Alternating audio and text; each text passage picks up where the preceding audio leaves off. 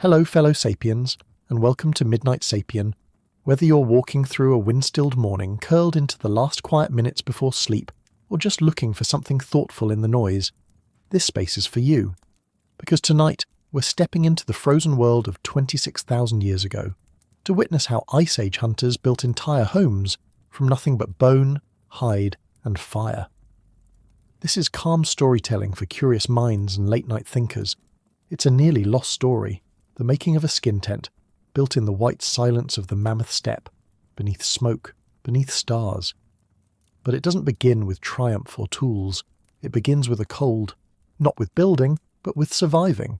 And, if you're someone who finds wonder in the quiet brilliance of our ancestors, in stories shaped by patience, memory, and wind, then consider tapping like and subscribe. It truly helps this kind of deep, thoughtful work reach more wandering minds. Oh, and I'm curious. Where are you listening from right now? What time is it where you are? If you feel like sharing, add a comment below. Just a small way to remind ourselves. We're all here, listening together, and if you fall asleep, no worries. Timestamps are waiting for you in the description. Now, we begin with bone and the need for warmth. How do you build a home where nothing grows? That question, silent, desperate, and ancient, is the first whisper we follow into the Ice Age. The year is 26,000 before our own. The place is the mammoth steppe, a treeless horizon, crusted in ice, where the wind has no mercy and no place to hide. It is here that the first architects of warmth moved slowly across the cold, dragging not blueprints, not tools, but memory, sinew, and scraped skin. This is not a story of civilization rising from cities or stone. It begins before walls, before farms, before even the idea of permanence. This is how shelter began, built not with what was around, but with what could be carried. There were no forests here, no stone houses to huddle in. The mammoth steppe stretched for thousands of miles from what is now France to Siberia, a frozen sea of grass and bitter air. Imagine waking in such a place, day after day, knowing the cold is not a season but a permanent condition. Every breath drawn stings the lungs. Every moment outside a fire's reach is a test of endurance. And yet, people lived here. Families. Children. They did not just pass through. They built. They stayed, even if just for a while. So what did survival mean, when nothing stood still and nothing stood warm? It meant motion. It meant adaptability. It meant homes that could disappear and reappear with the herd. Because the cold was not the only threat. Hunger circled too. The great animals, mammoths, reindeer, horses, bison, moved with the seasons and the hunters followed. To follow was to live. To fall behind was to die. And so their shelters had to follow too. Built fast, broken faster, packed into bundles of bone and skin, then carried across frozen miles only to rise again by the next dusk. But speed alone wasn't enough. These weren't fair weather camps. The wind here could kill. It cut through clothing. It flattened the unprepared. It entered the lungs like a thief and took the breath before the voice. A shelter, then, had to do more than stand. It had to hold against a force that never slept. It had to breathe just enough to release smoke, but not enough to lose heat. It had to be light, yet anchored. Flexible, yet enduring. Built not once, but over and over again, each time a little different, each time remembered in muscle and hand. Who bore this burden? The hunters, not the lone, spear-throwing figures of myth, but fathers, sons, mothers, daughters. The idea of a hunter was not just one who killed for meat, but one who built warmth, who skinned the reindeer with precision, knowing that hide would soon be a roof, who selected bones not for weapons but for beams, who watched the sky not only for weather, but for the wind's direction because every tent's door must speak to it. Because warmth was not found, it was made. And to make warmth here was not simply to light a fire, it was to create a whole membrane between life and death, out of materials that were never meant to be houses. The mammoth steppe offered no timber to frame a wall, no clay to seal a roof. The only currency of survival was movement, knowledge, and the bodies of the animals themselves. Every scrap of skin was precious, every strip of sinew had a future use. Every curved bone was a potential arch. Imagine the patience of hands that scraped and softened hides not for clothing, but for walls. Imagine the eye that could judge a reindeer not only for its fat but for the pliancy of its skin, knowing which season produced the warmest hides, which time of year left the fibres too thin to endure the winds. This was survival, but it was also engineering. Each choice carried the weight of a family's breath. The steppe was not empty, only treeless. Grass swayed, frozen and brittle, under skies so vast the stars themselves seemed sharpened. Herds of bison and horse rolled across it like slow rivers. The hunters tracked them with quiet resolve. They were not chasing glory. They were measuring the distance between hunger and warmth. The hunt was more than meat. It was the future shelter's blueprint. When a spear found its mark, when an animal fell, the work had only begun. Hides had to be peeled whole, not cut ragged. Bones had to be saved for structure. Antlers especially were gathered like rare wood. In the mind of every hunter was a tent waiting to be built, a map that began with a fallen animal and ended with a breathing circle of heat. But nothing on the steppe waited for them. Winds shifted without warning. Snow could bury a camp overnight. Herds veered off course. Storms rolled like walls across the horizon, arriving in minutes and lasting days. To live here was to know that nothing was fixed. Not your fire, not your home, not even the ground beneath you, which could thaw, refreeze and crack without warning. So shelters were taught, not just built. Children learned by watching hands stretch skin, by memorizing where to place the first stake, by feeling the tautness of sinew between their fingers. A tent was not an object. It was a memory embodied in a group. If the leader fell, another could rise and build. This was their defense against the wind, not walls, but a shared architecture of the mind, and always the wind tested them. It had no face, but it was the true predator. It took fingers, toes, and sometimes whole lives in a single night. It whispered through seams, pried at edges, and tore at the weak points. How do you build a house that holds against a force you cannot see, yet feel in every nerve? You make it quick. You make it light. You make it again and again until your muscles know the pattern as well as your heartbeat. Because repetition was the blueprint. Not written, not carved, but passed through the body, bone memory, shared breath. There were no blueprints scratched into bark, no diagrams etched into cave walls. Only the living rhythm of hands moving in synchrony day after day, camp after camp. One person laid out the bones, another pulled the softened hides across the frame, another pressed stones along the edges to hold everything down, checking for gaps where the wind might whisper through. In this choreography, every gesture mattered. Not for style, for survival. The tents they built were not domes of luxury. They were low, close to the ground, shaped like the wind itself, rounded to deflect its force, sloped to shed the snow that gathered in heavy silence overnight. And always, they were temporary. Not because they were weak, but because everything had to move. Shelter was never a fixed point. It was a response to something else, where the herd went, where the firewood was, where the water ran free from ice. These tents were not monuments.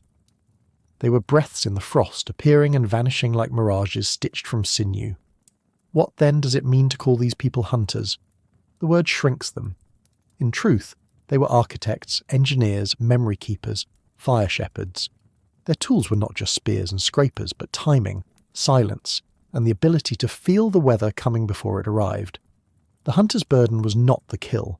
It was everything that followed. To feed was not enough. To feed and warm. To warm and protect. To protect and move again before the cold reclaimed the space. Each of these was a task, but taken together they were a philosophy. And what of fire? Fire could not be carried, only rekindled. But the tent, it could move with them. Rolled hides, bundled bones, carefully packed cords of sinew. All of it loaded onto sleds or dragged by hand, often across miles of icy, uneven terrain. A hunter might rise in the dark, break camp before dawn, carry the weight of a home across the snow, and then rebuild it by nightfall. Not for glory, not for pride, but because a child needed to sleep in warmth, because the wind would not wait. There is a kind of nobility in this effort, not heroic in the modern sense, but enduring, quiet, practical. It is easy to romanticize survival, to picture flint sparks and mammoth bones glowing in firelight. But the truth is harsher and more beautiful. The hunters built shelter because they could not stop. Because to stop was to be erased by wind, by frost, by time itself. And so the skin tents rose again and again and again, circles of warmth in an ocean of cold, always temporary, always vital. How do you build a legacy that leaves no ruins? You build it into the hands of your children, into the slope of your shoulders as you carry the weight of warmth across a frozen horizon, into the 1,000 repetitions that leave no monument, but carve themselves into time through memory, through resilience, through movement. What remains is not stone. It is not inscription. It is continuity, the knowledge of where to place the first stake when the wind begins to rise. Even today, archaeologists struggle to find these shelters. They've vanished as the hunters intended. The hides decayed, the bones scattered, the footprints vanished under meltwater and moss. And yet, something remains in the way we think of home, in the idea that shelter can be temporary but complete, that something portable can also be sacred, that a circle drawn in hide and bone can hold off death. For tens of thousands of years, this was the only kind of home we had. To live this way was to be in constant negotiation with the sky. No solid walls, no permanent roof, only vigilance. The hunters read the clouds as messages. They felt the crust of snow beneath their soles, tracking its thickness, its wetness, its willingness to collapse. They knew when the ice was hiding meltwater, when the wind smelled of snow or of thaw.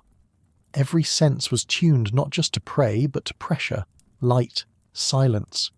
A tent could only protect them if it was placed with care, if it faced the right way, if the fire within breathed just enough. And that fire was its own kind of miracle. Tended carefully, coaxed into life with stone and dried lichen, it had to burn without choking its keepers. Too much smoke, and sleep became suffocation. Too little ventilation, and the wind would find its way in. So they carved smoke holes. They opened and closed them with pieces of hide or bone. They understood flow without formulas. They learned, over generations, how to make fire live inside a skin tent, how to make it reflect off stones, how to feed it with dry dung when wood was nowhere to be found, how to sleep near it without being burned. But warmth was not just physical, it was relational. Inside the tent, people curled in circles, elders closer to the heat, children nestled into fur-lined bedding. Bodies shared warmth the way they shared knowledge, intimately, instinctively. Each breath inside the tent added to the warmth of the space, and beyond that circle there was only wind. Howling, endless, always threatening to seep in. What must it have felt like to open your eyes in that half-lit enclosure, knowing the only thing between your skin and the sky was the body of an animal you once hunted, the hands of your kin, the fire you fed with breath and care? What kind of faith does that take? Not spiritual, but physical. A trust that your own memory, your own labour, your own pattern of knots and seams will be enough to hold back the ice. That trust was the heart of survival. It was not written down. It was not theorised. It was tested nightly, under skies that could split open with snow and silence. It whispered in each loop of sinew, each tightened knot.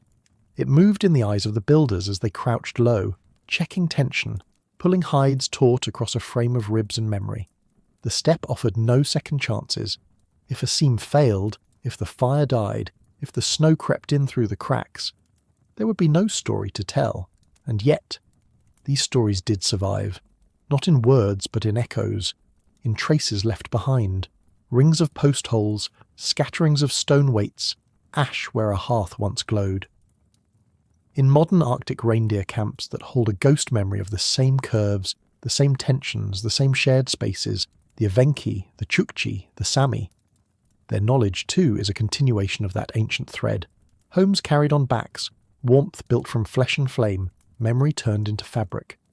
The Ice Age hunter was not just a predator, not just a gatherer. They were a builder of warmth, a guardian of breath. Their role was to read the land, to answer the wind not with resistance, but with grace. To build not with force, but with precision. They knew that nothing they made would last in the way we think of permanence. No stone carvings, no cities. No ruins to awe future eyes. Only the act of building itself, repeated across the frozen centuries, would endure. And still, they kept building. Because shelter was more than protection. It was identity.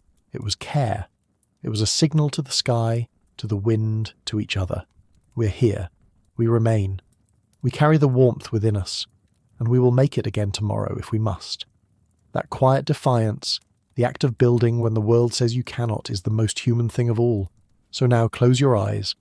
Picture that vast white steppe, endless and bitter and singing with wind. Then picture a low tent rising slowly in the dusk, a ring of stones anchoring its base, a flicker of smoke escaping through the top, the outline of a child curled against a fur-wrapped figure, breathing soft, the crackle of a fire, the sound of scraping, adjusting, brief, tying. The wind hisses but does not enter.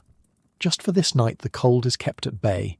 No walls will remain, no signs, no monuments. But in that circle of heat something was built that matters, and that is how shelter began. Not in stone, not in wood, but in the hands of hunters, building warmth from scratch as the wind never stopped. But what endures is the act that made those vanished shelters possible, the hunt that was never just for meat. On the mammoth steppe, every tent began not with a builder's hands, but with the fall of an animal. To understand how Ice Age humans shaped warmth from wilderness, we must first walk with them into the snowpack silence of the hunt. And not just any hunt, but one where the prize was not only calories, not only marrow, not only fat to burn, but the hide itself. That thin membrane that would soon become roof, door, and insulation. What kind of mind looks at a reindeer and sees a home? The answer is quiet, patient, and brutally pragmatic. Because not all hides are equal. A tent built from the wrong skin becomes a tomb. Too stiff and it will crack in the cold. Too thin and the wind will tear it apart in a single night.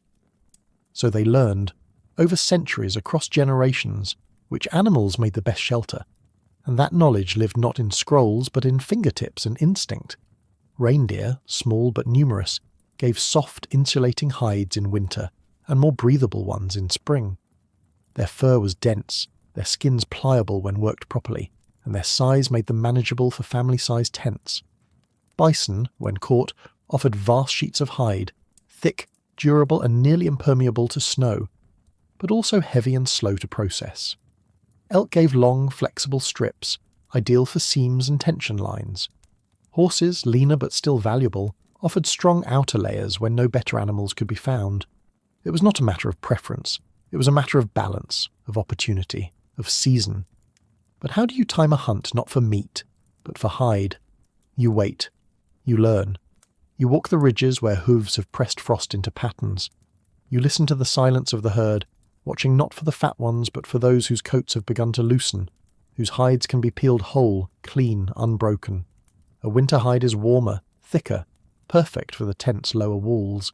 A spring hide is easier to stretch. An autumn hide is more resistant to rot. Each part of the year leaves its fingerprint on the animal's skin. So the hunter became something else, not just a predator but a selector, a curator of future warmth. Imagine the moment of decision. In the stillness before the throw, the hunter chooses not the largest beast, but the one whose skin is least scarred by rut or frostbite, whose age promises stretch without brittleness. The spear leaves the hand not only in hunger, but in architecture, because without the right hide, there will be no tent. Without the right tent, there will be no survival. And what must it feel like to know that every shelter your family sleeps beneath began with this moment, this judgment, this silence, this breath before release? It is a strange kind of power, quiet and unsung, yet heavier than the spear itself. The hunter's arm is steady, but the mind behind it is weaving futures. In that frozen world, every decision echoed long past the kill. Strike the wrong animal, and you might feed the family for a night but doom them to cold for a season. Strike the right one, and you gain not only meat, but walls, bedding, sinew for stitching, bones for frames, antlers for pegs. This was no impulsive act. It was a choreography of survival, honed through years of watching and waiting. The hunter's eye was not just on the prey, but on the coming storms, the direction of the herds, the memory of where the wind would hit hardest in 3 nights' time. The seasonal rhythm of these hunts was a living calendar. Long before agriculture or clocks, these people could read the year in the bodies of the animals they pursued. In the deep winter, when fat lay thick and hides were dense, they took only what they could carry and process before the cold stiffened the skins. In the spring, when herds migrated north and the animals shed their winter coats, the hunters sought younger beasts for pliable hides and older ones for strong tendons. Autumn brought a different calculus. The animals were leaner but their coats more resistant to damp, perfect for outer layers that would shrug off sleet and early snow. Each season taught a lesson. Each mistake was paid for in cold nights. To stand on that wind-scraped plain, feeling the crunch of frost beneath your boots, the air roar against your lungs, and know which animal would become a tent, that was a kind of mastery invisible to us now. Modern minds might see only chaos, but for these hunters the landscape was a ledger. Tracks in snow recorded direction and pace. Frost on whiskers told of recent feeding. Even the smell of the herd on the wind could speak of age, health, readiness. They did not hunt blindly. They hunted as builders. And from this knowledge emerged an unspoken strategy. The family that could time its hunts correctly was the family whose shelter would hold. A mist season meant seams that tore, roofs that sagged, warmth that escaped into the night. There was no room for sentiment. Calves might be spared for future herds, but scarred bulls with thick coats and strong bones were prime targets. Every arrow, every thrust of a spear was a calculation, a weighing of tomorrow's cold against today's hunger. What must it have been like to walk back to camp carrying not just the meat of a life taken, but the promise of a home yet to be built? To feel the weight of a reindeer or elk on your shoulders and know it would soon become the curved walls that guard your family's sleep, the seam that seals out the cold, the covering stretched across bone and frost. It was not just a return from the hunt. It was the first act of architecture. In that moment, the hunter was no longer merely a provider of flesh. They were a carrier of structure, a bearer of shelter, a living blueprint stitched into sinew and blood. Every step toward camp marked a transition, from the realm of death to the sacred labour of preservation, because nothing was wasted. Not a strip of hide, not a sliver of tendon, not a shard of bone. The skins would be unrolled, scraped, softened, smoke-cured, stretched, and prepared for months before they could be called walls. But first came the bones, and these too were chosen carefully. Not all bones bore the same strength. A mammoth femur might serve as a central post, towering and heavy, anchoring the heart of the structure. Reindeer antlers, curved and knotted, could lock into one another like roots woven through air. Elk ribs might form the arc of a doorway. Horse jawbones might brace a fire pit. Every bone had a place, and those places were remembered not in words, but in action. Can you imagine the eye trained to see structure in the carcass? A glance, and the hunter would know. This is a ridgepole. This is a stake. This one is too brittle, too green, too short. There were no measurements, only the practiced gesture of a hand around a shaft of bone, weighing its future with a nod. Children learned by watching, by touching, by lifting. They knew the feel of a good beam before they knew its name. Knowledge passed down not through instruction, but through repetition, trust, and time.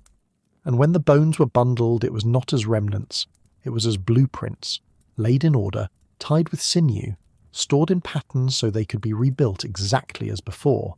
Some camps even left their stone rings in place, frozen markers of shelter paths to guide future hands.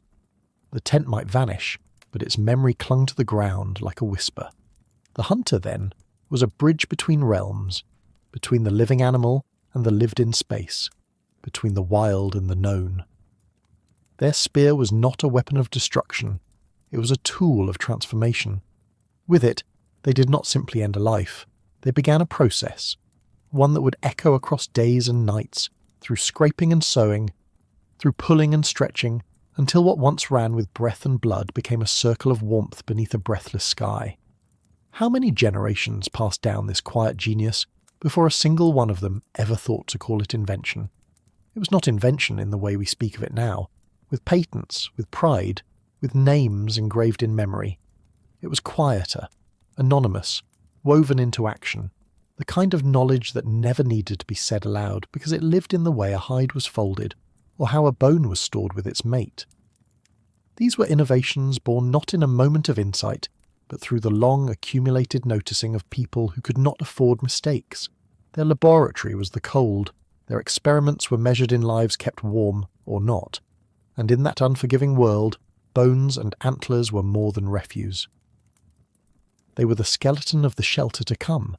A single mammoth could become the frame of an entire dwelling, its massive ribs forming arches, its tusks driven into the earth like curved pillars. But more often, it was reindeer and elk that supplied the common bones, the ones used again and again. These were not grand monuments, but humble components, versatile and light enough to carry across the plains. Bundled in sets, wrapped in skin, they moved with the families like sacred tools.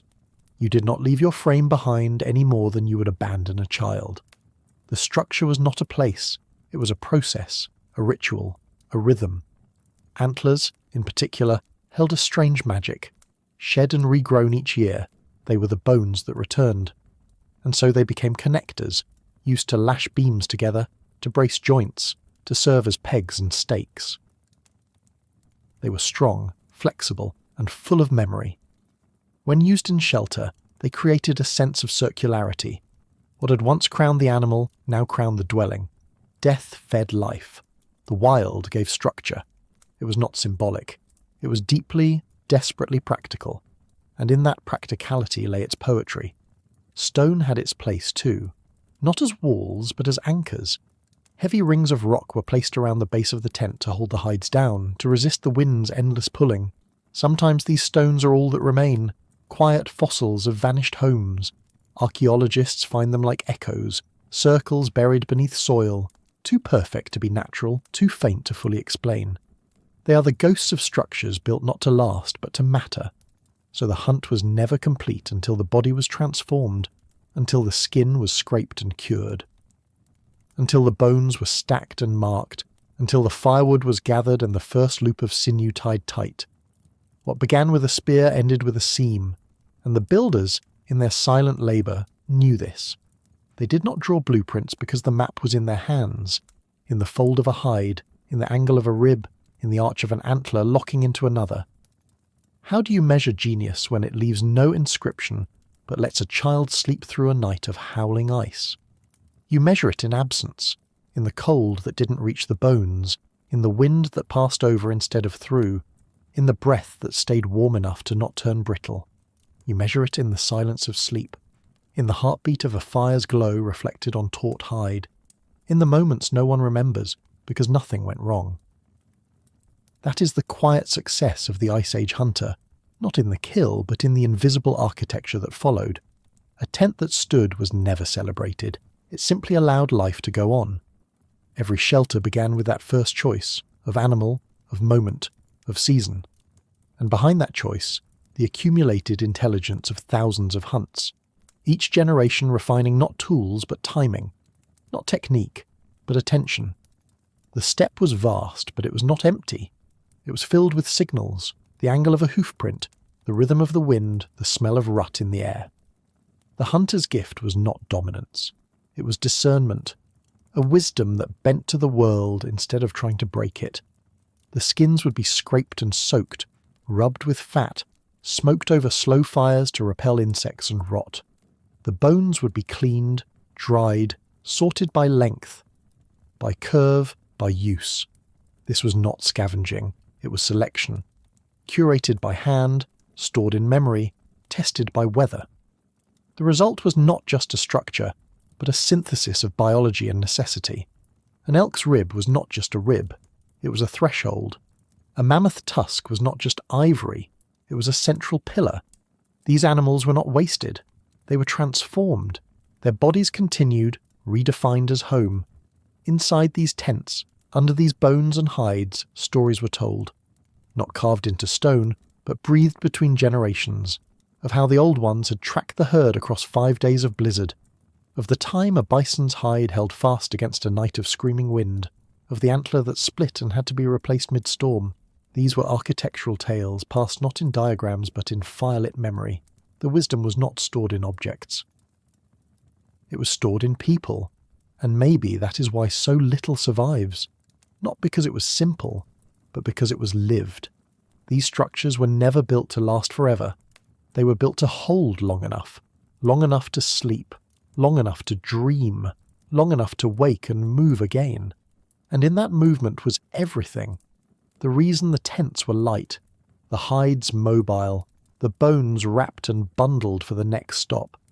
This was not primitive. It was precise. It was intelligent. It was beautiful. A collaboration between human and animal, between death and warmth, between survival and grace. The hunter did not just bring back meat. They brought back the raw pieces of shelter, stitched not only with sinew, but with foresight. Because every home on the steppe began with a kill, and every kill began with the hope of a firelit circle in the snow. The true work began after the blood cooled, after the tracks faded beneath new snow, after the spear was pulled from the ribs and the final breath left the body. That's when the second half of survival revealed itself, not in chase, but in patience, not in flight, but in friction, in the scraping, softening and curing of what would become the outer wall of a world. The hunter's gift was motion, but the builder's gift, shared across the band, was transformation. Picture a ring of figures seated around a smoking hearth. Their hands are raw, their sleeves are smeared with grease and frost. Between them lie the hides, thick, heavy, freshly peeled, still steaming faintly in the cold air. There is no silence, but no one speaks. Only the rhythmic drag of stone against skin, the circular movement of hide being pulled, flattened, checked for tears, the mutter of fire, the snapping of sinew. These sounds form the oldest music of home building.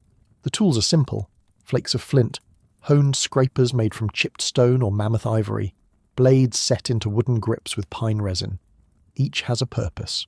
One for slicing fat, one for smoothing the grain, one for edging the curve that will later join another in a seam. Their edges dull quickly, sharpened again and again on nearby rocks, but in the hands that wield them, they are precise, ruthless, patient. Fat is rubbed into the skin not to soften it yet, but to begin the breaking down of fibre. The grease works its way into the dermis, helping separate the layers that must be stripped if the hide is to bend without cracking. Fingers press deep, spreading warmth into the hide with each repetition. And still the scraping continues, over and over, long into the evening, until the muscles ache and the stone sings dull against the skin. Hide pulling is not simply about strength, it is about weight and resistance. Two people may hold either side, stretching the surface taut, while another moves along its edge. Others may stake the hide to the frozen earth, anchoring it against wind while they work. The raw skin fights back. It holds the shape of the animal it once protected, but slowly, under this labour, it yields. It becomes something else, a surface to be shaped, a breathable wall, a future seam. What kind of love lives in this labour, this slow, repetitive, unending motion? What kind of intimacy is forged not in fire-like kisses, but in the shared silence of scraping a surface together, knowing that every motion brings your family 1 degree closer to warmth? The kill was public. The scraping is personal. This is where survival becomes craft, where a carcass becomes a roof, where death becomes protection, and none of it is fast, and none of it is easy. Because hide does not surrender quickly. It resists. It remembers. It holds to the shape of the animal, to the curve of its spine, to the tensions that once lived inside its muscles, and so the work of reshaping it into something new must be slow, persuasive. This is not a matter of brute force. It is a dialogue, between hand and hide, between fire and frost, between memory and transformation. Once the hide is scraped clean, its fat stripped, its flesh removed, its surface rubbed and drawn until pliable, it must still be cured. Because softness alone is not enough. Soft things rot. Soft things invite insects. And a tent made from rot is a trap, not a shelter, so they smoke it. Not with open flame, but with careful heat, coaxed from damp moss, green wood and animal dung. The smoke rises slowly, curling like language through the fibres, carrying its preservative touch into every pore. Not just drying the hide, but armouring it. This is not fire for warmth. It is fire for memory. It marks the hide with its scent, its colour. It changes it forever. A smoked hide will resist water. It will flex without cracking. It will hold its shape even after days of frost. And so the fire becomes not a weapon against cold, but a collaborator in construction. A slow alchemy, transforming skin into fabric, into home. and it is a social fire. Around it, the scraping circle grows. Different hands join in, each one adding rhythm, pressure, consistency. Children bring small stones. Elders offer corrections, gestures, glances. No one announces instruction. It moves through gesture, through repetition, through the quiet hierarchy of who begins the work and who follows. The tent is not yet rising, but its pieces are assembling in the shared memory of these movements. And if we follow the labour closely, we begin to see another pattern, one of roles, of gender, of age. Among many Ice Age bands, it is likely that women led the processing of hides. Their knowledge, passed not in words but in habits, guided the scraping, the fat rubbing, the stretching, the smoke curing, not because it was lesser work, but because it was vital, central.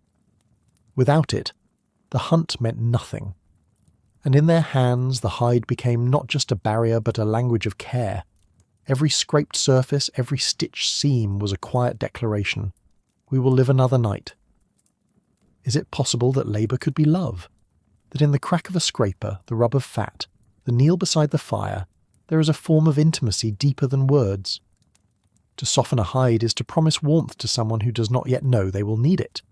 To smoke it is to seal that promise in time. The tent will be built, but first, there must be smoke, and silence, and stone, and hands. Because the work of making shelter did not begin with architecture.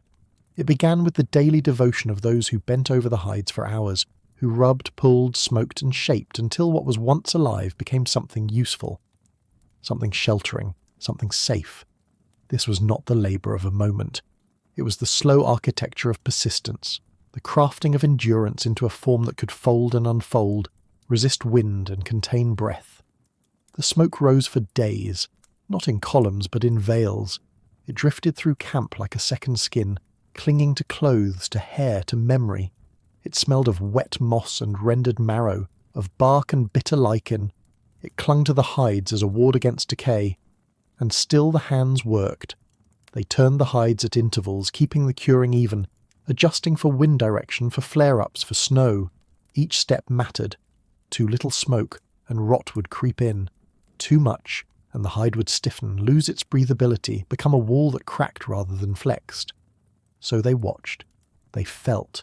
They learned, again and again, the line between preservation and loss. And here, too, the work was shared, but not evenly. Around the scraping circle, different bodies moved with different responsibilities. The youngest brought water and stones, sang to themselves, watched for hours before being allowed a single pull. The middle hands did the bulk of the labour, those in their strength, their prime, scarred from past winters but still swift. The eldest carried the precision. They touched the hide only when it was nearly finished. They offered corrections with a glance, with a tisk of the tongue, with a small shake of the head that meant, no, not like that. Again, gender too was a rhythm in this labour, not a rule carved in stone, but a current. In many bands, women, often overlooked in the tales of Ice Age life, held the deep knowledge of hides. They knew which animal produced the best texture in winter, which curve of antler made the best frame. They could feel a stiffness in the grain that meant more stretching, more smoking.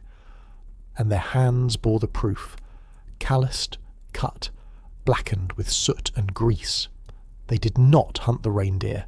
They built the shelter that made the hunting possible. But this division was not a wall. It was a dance. Some men scraped hides, some women hunted. Some children helped in both and excelled in neither until age found them. The camp was not a hierarchy of worth. It was a web of interlocking labour, tied together by the hide itself. That single sheet of animal skin moved through the hands of many before it became the wall of a tent. And in each hand it changed a little, and in each hand it carried the warmth of those who had touched it before. What happens when survival is no longer an act of force but of devotion? You begin to see the tent not as an object, but as a ritual, every part of it infused with memory, every surface shaped by hands that knew how to listen to the material, not bend it to their will. There is no waste here, no haste, only an enduring, repeating pattern of attention, and that attention binds people together in ways no spoken rule ever could. The scraping circle is not just a workplace, it is a ceremony, a quiet theatre of motion and trust lit by fire and framed by snow. As more hides join the pile, some already smoked and pliable, others fresh and stiff, the rhythm continues. The cold seeps into joints, but the bodies around the fire keep moving. One might step away to tend a child, to feed the embers, to stretch their legs or scrape a pot clean. But the motion never stops. Like breath, like heartbeat, it continues because it must. A storm might be 3 days away, or less. The hides must be ready, the tent must be built again, and so they work, not out of panic but out of rhythm, because waiting would cost lives. Some nights the fire is low, and the circle works in half-light. Some days the sun never rises above the ridge, and everything is blue and grey. Still, the hides are turned. Still, the smoke seeps through them like fog moving across memory. The children grow older by this fire. They learn not just the steps of scraping, but the silences between them. They learn who leads the work by who says nothing but is always obeyed. They learn where the wind shifts by how the hides are arranged. They learn by living inside the rhythm how to keep it going. And perhaps this is the truest form of knowledge, absorbed not by lecture but by presence. You become the kind of person who can scrape a hide without tearing it, who can feel a knot in the sinew before it fails, who can glance at a patch of hide and know whether it will hold fire or let in the cold. These are not skills learned in crisis. They are grown like roots, deep and unseen, until needed. And always the centre holds, the fire, the scrape, the hands. The tent that has not yet been built already exist here. In the circle, in the curve of the hide, in the stories murmured during rest, in the hums of children and the cracks of bone. The future home is already present in fragments and motion. It is not a destination. It is the accumulation of care. So what is a circle, really? Is it a shape, a boundary? Or is it a contract, an agreement made in smoke and frost that no one will freeze alone so long as the fire burns, the stone scrapes, and the hides are passed from hand to hand in warmth? Because within that circle something deeper is always unfolding. Beneath the visible labour, beneath the scraping and pulling, the rubbing and stretching, the curing and checking, beneath all of that is the invisible scaffolding of human connection. The scraped hide becomes a skin for the tent, but the act of scraping becomes a skin for the community. It holds them together.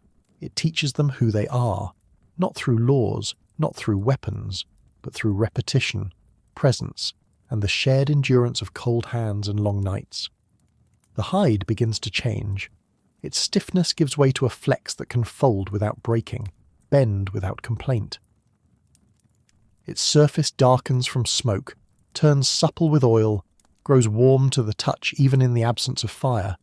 It is ready, and in that readiness lies a quiet triumph.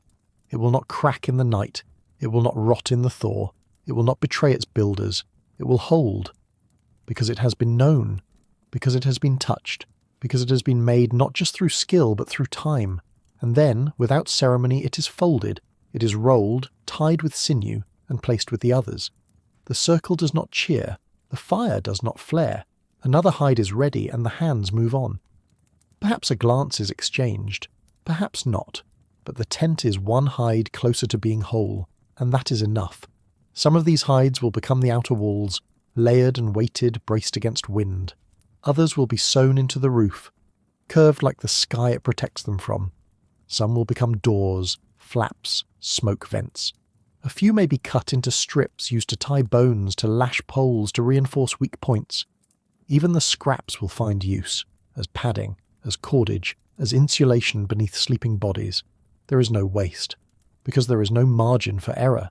This labour leaves no monument, no inscription, no visible trace that will last beyond a season, but it leaves something else. It leaves memory. It leaves warmth. It leaves the possibility that tomorrow, when the wind howls across the plains and the snow falls sideways, there will still be shelter. Not because the earth provided it, but because human hands made it. What must it feel like to enter a tent made of hides you scraped yourself? To lie beneath walls that carry the imprint of your hands, your smoke, your labour.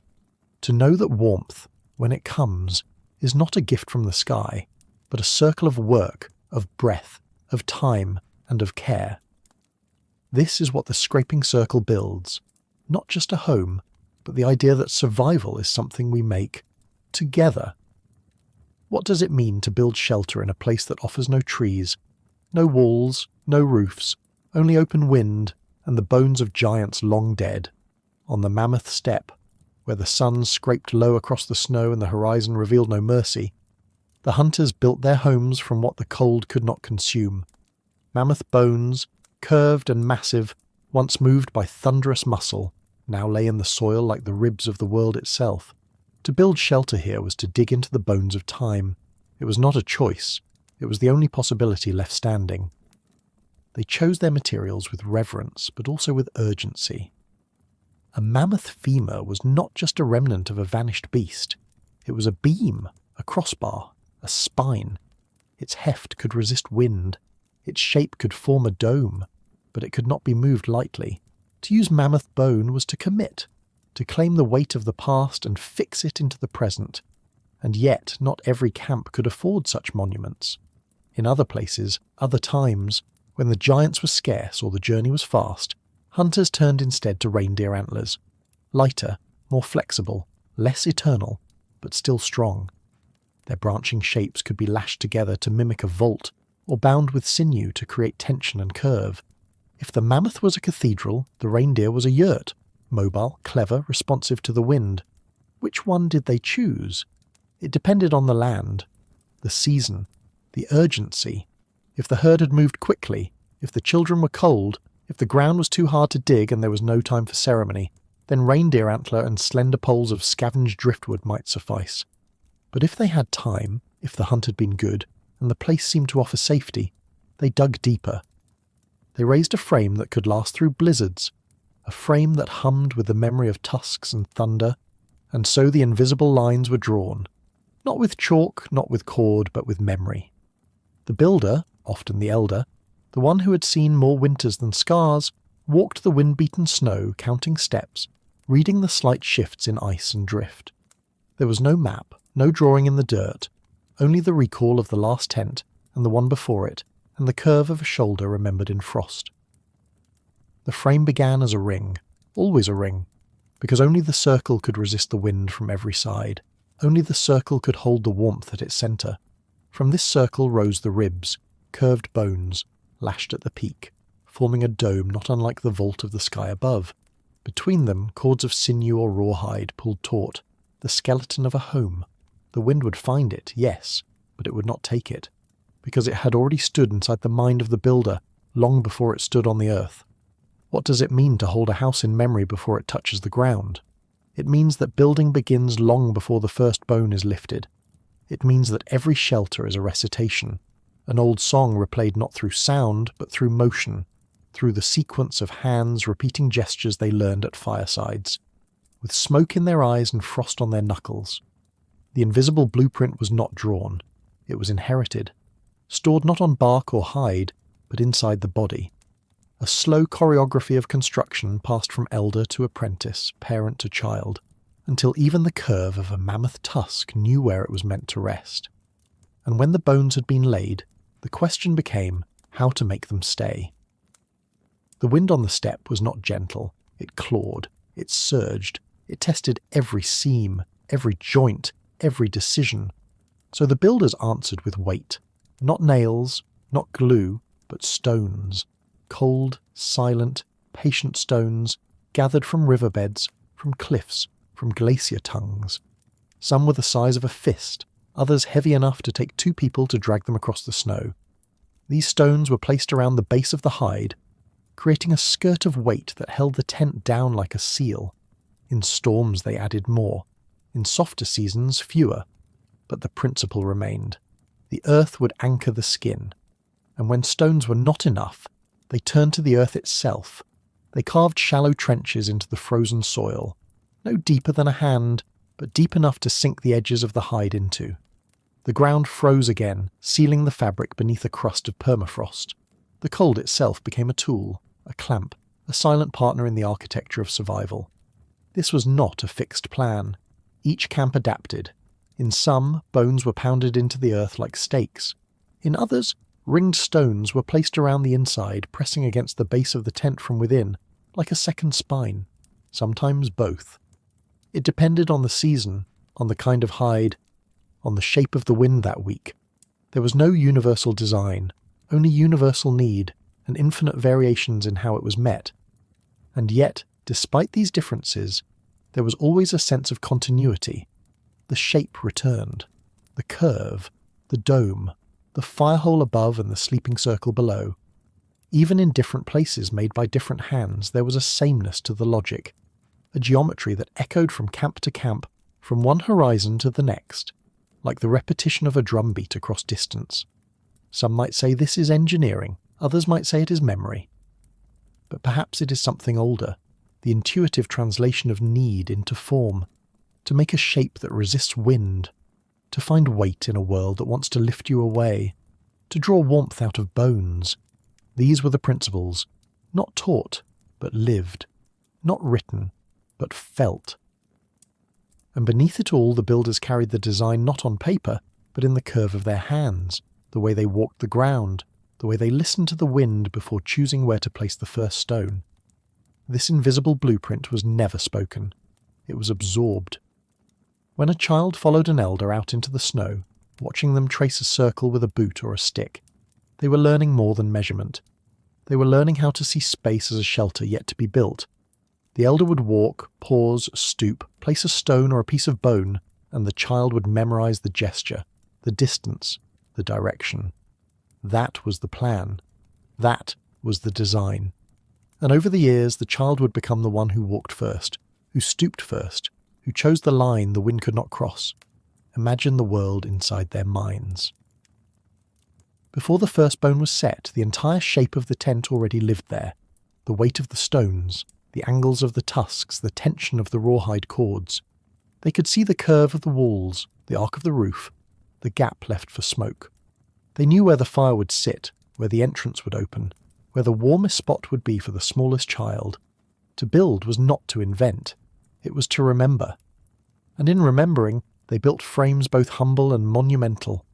When mammoth bones were plentiful, the frames stood like rib cages of the earth, massive and solemn, promising stability even when snow piled high. When only reindeer antlers could be found, the frames were lighter, more agile, meant to rise and fall in a single day if needed. Yet both, whether massive or nimble, followed the same ghostly pattern, as if the tent itself existed in the air before they touched it. The material changed, the gesture remained. Even the act of lashing bones together was less an instruction than an instinct. The builders used sinew cords that tightened as they dried, pulling joints snug, making the frame stronger the longer it stood. Antlers hooked naturally into one another, ribs nested like fingers clasped. They needed no iron, no nails, only the logic of tension, of weight, of curve. And all the while the wind hissed around them, testing each decision. Too much space between bones and the skin would flap, crack, tear. Too little, and the tent would sag, lose heat, choke its fire. The builders learned by feel, by listening to the sound of the hide against the frame, by watching the way snow drifted at the base. A tent was a living thing, responsive, changing. The blueprint was not static, it breathed.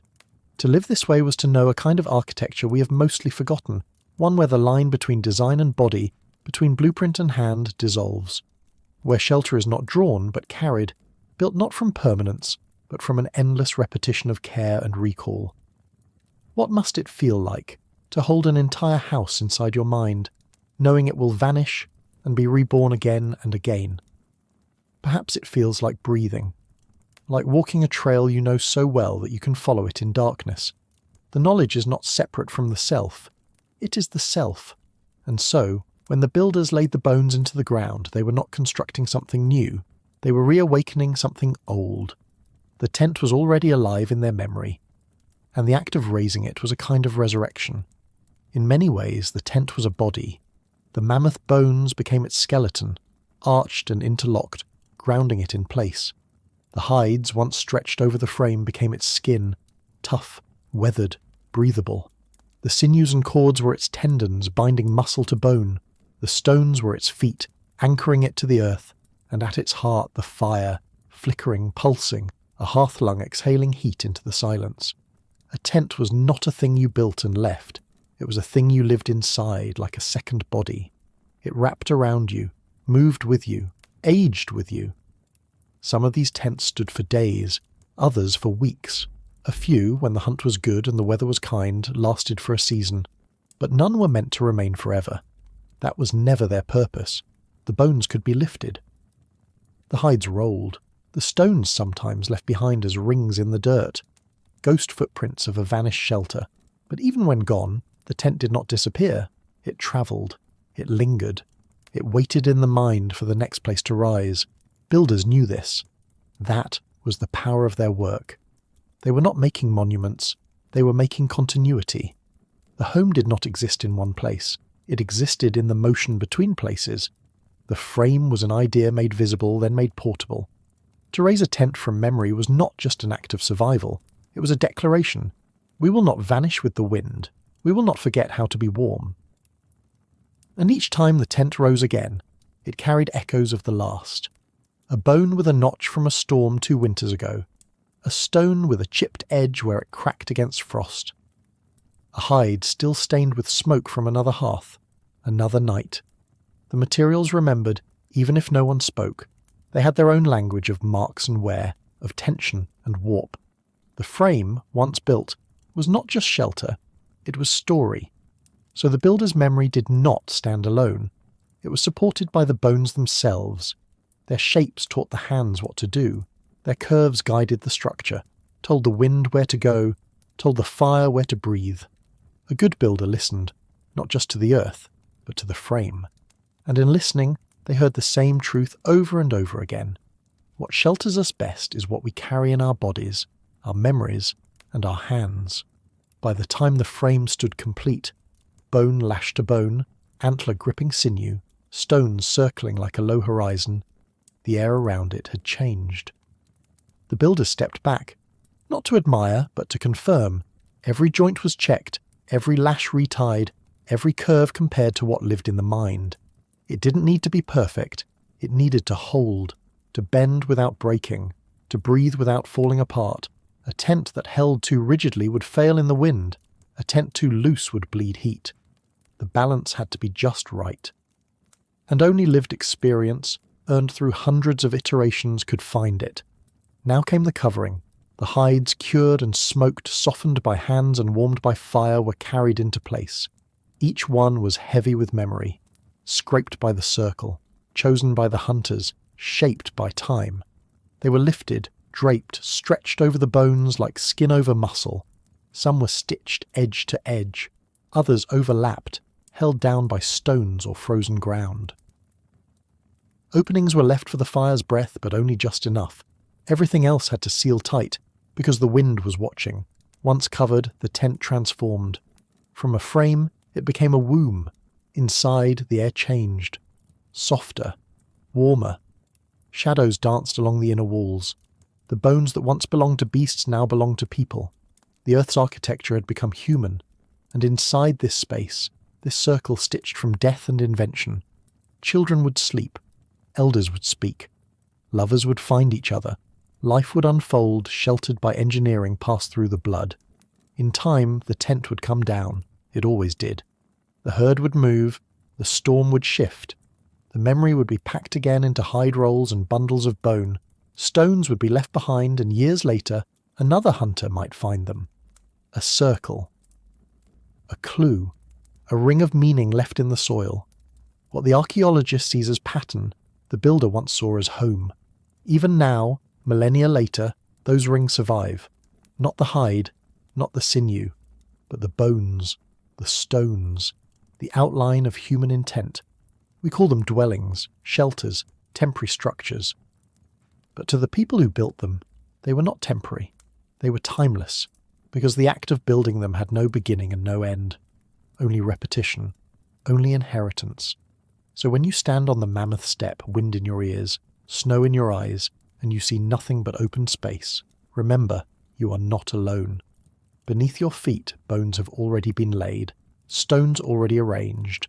The earth remembers the circle, even when no one is watching. And if you knew what to look for, you could raise it again as they did, with no drawing.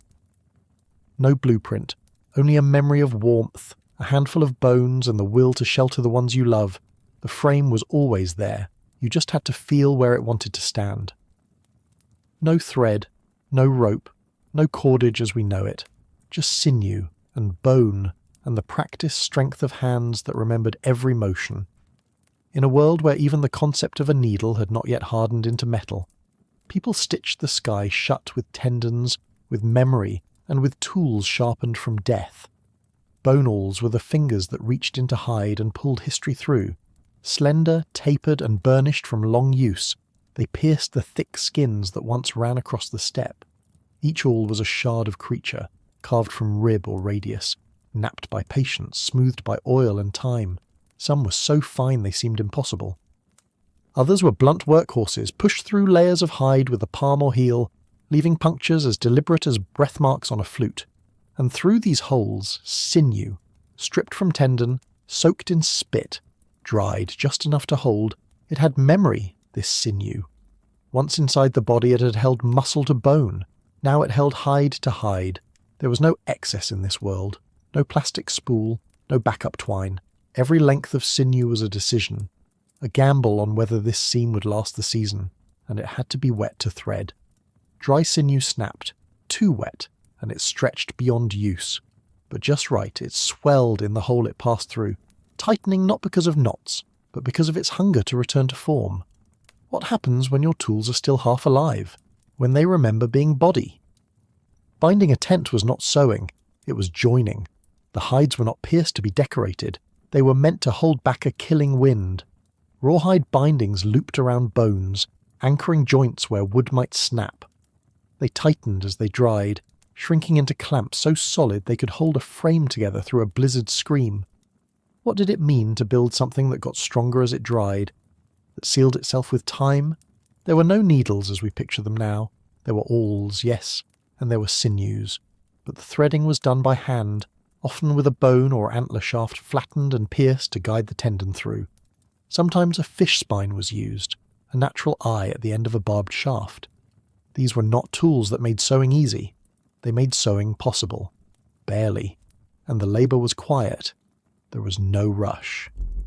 Each seam was checked, each stitch counted. They worked in circles again, just as they scraped hides in circles. A gathering of builders who had once been hunters, now transformed into weavers of warmth.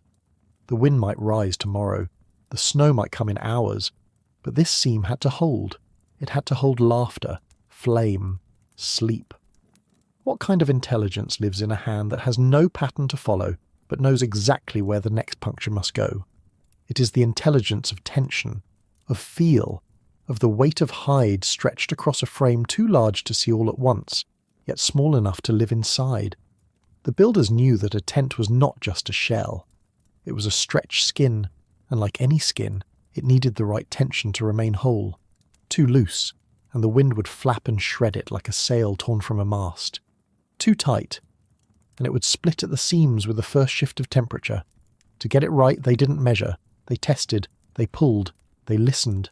They used stakes, driven deep into the frozen ground. Sometimes the stakes were carved from bone or driftwood, hardened by fire and shaped to a point. More often they were antler tines, perfectly angled, naturally strong. The hides were looped around these, then stretched outward and down, held not just by tools, but by the very cold itself. Ice was a partner in this construction. Water spilled onto a binding would freeze it in place. A snow-packed edge could lock a flap more securely than any knot. They knew how to wield winter, not just survive it. In the absence of modern fasteners, their genius lay in harnessing natural forces. Wet rawhide, pulled taut, froze stiff overnight. Stakes hammered through holes in the hide created pivot points. Tension radiated out from these, holding the skin against the frame like a drum. Some hides were smoked before being stretched. Others were rubbed with fat or ash to give them just enough give, just enough resistance. A single tear in a hide could mean exposure. A single loose seam could invite death, but they balanced it all. Hide to bone, snow to warmth, stitch to stake. And then there were the hides above, the ceiling if one could call it that. These needed to do more than block wind. They had to breathe, let smoke rise, let light in sometimes, and still they had to be strong. The central section of the tent might be left open, a smoke hole roughly stitched and tucked. But even this required precision. Too wide and heat escaped, too narrow, and smoke suffocated the air inside. They managed this not with hinges or sliding panels, but with folds, ties, slits in the hide that could be pulled back or blocked with snow slabs. Adaptable, alive. Around the base they often piled snow, not casually, deliberately. Snow, packed by hand or antler blade, became a seal, a frozen gasket against the outside world. Where a modern home uses insulation, they used earth. Where we use nails, they used knots. The entire structure worked because it did not fight nature. It joined with it. The tent became a part of the landscape, anchored by it, protected by it. They had no thread, but they had the world and their knowledge of it, and they stitched with that. Inside, the air warmed slowly, expanding with the breath of fire. This too had been anticipated. The builders knew what the flame would do, not just to the warmth, but to the structure itself. As hides heated, they loosened slightly. As ice near the bindings melted, tension shifted. Every stitched seam, every stake in the frozen ground had been placed with this in mind. The tent would not remain as it was the moment it was finished. It would live, flex, respond to the fire, and so they built it to move. Some builders placed small stones around the base, not just as weights but as channels for air. A tent too tightly sealed would trap smoke and suffocate those within, but let too much cold seep through, and the purpose was lost. So they created dynamic edges, soft barriers, adjustable by hand, blocked or opened with a sweep of fur or a roll of hide. Ventilation was a matter of instinct, not engineering, and yet it worked. It had to. The smoke hole, now glowing faintly with stars above, was not always centred. Its placement was a memory, a learned compromise between warmth and safety. In higher winds it might be narrowed, partially blocked with a hide flap or snow brick. When the air was still, it could be opened wider, letting sparks dance upward into the endless dark. They never sealed it completely. The fire needed to breathe, just like the people. Entrances were the final seams to seal, and they were never careless. A door was not a door. It was a vulnerability, a mouth in the wall that could swallow warmth or let in the night. Most were low, crawled through, not walked. This was no accident. A lower entrance preserved heat. Cold air sank after all, and the tent's design took that into account. Block the bottom, let warmth rise. They might hang a separate hide across the opening, or build a short tunnel of snow and bone to guard it. Some entrances were angled away from the prevailing wind, others shielded by mammoth scapula or stacked stones. Even after the tent was stitched, staked and sealed, it was not finished. It required tending. Seams would be checked again after the first fire. A hide might be restretched if it shrank too much. A binding might be wetted again to retighten. The tent was not static, it was a relationship maintained daily, adjusted like a living skin. And still, for all its softness, it could withstand a blizzard. Not by overpowering it, but by yielding, by flexing. A wall of hide gave slightly under the wind, rippling rather than tearing. Snow piled against it did not collapse it, it insulated it. Inside, a small family could sit by the fire and feel no draught. Only the steady warmth of something stitched not with thread, but with memory, material and motion. To live inside such a thing was to inhabit understanding itself. The tent was not merely constructed, it was remembered into being. Each seam told a story, not in words, but in how it held, in how it gave just enough without breaking, in how it resisted the wind, but never denied it entirely. The builders weren't just engineers, they were translators, converting the language of cold and pressure, of hide and sinew into form. And at the core of this form was something more than materials. It was belief, not in magic or chance, but in process. Process began with the first cut. When a hunter skinned an animal with care, they already imagined where the hide might stretch. Wide flank pieces for the roof, thicker neck or shoulder panels for edges and high-stress joints. Even before the scraping circle, the hide's future was forming. A builder might say, "This one will cover the hearth." And everyone would know what that meant. This hide had to breathe, to resist embers, to darken with soot but not curl from heat. It had a job, and it was chosen for that job long before any awl pierced its flesh. Some families marked their hides, not always visibly, sometimes with a particular stitch pattern, tight diagonals or a double loop. Others left subtle signs, a bead hidden in a seam or a painted symbol beneath a flap.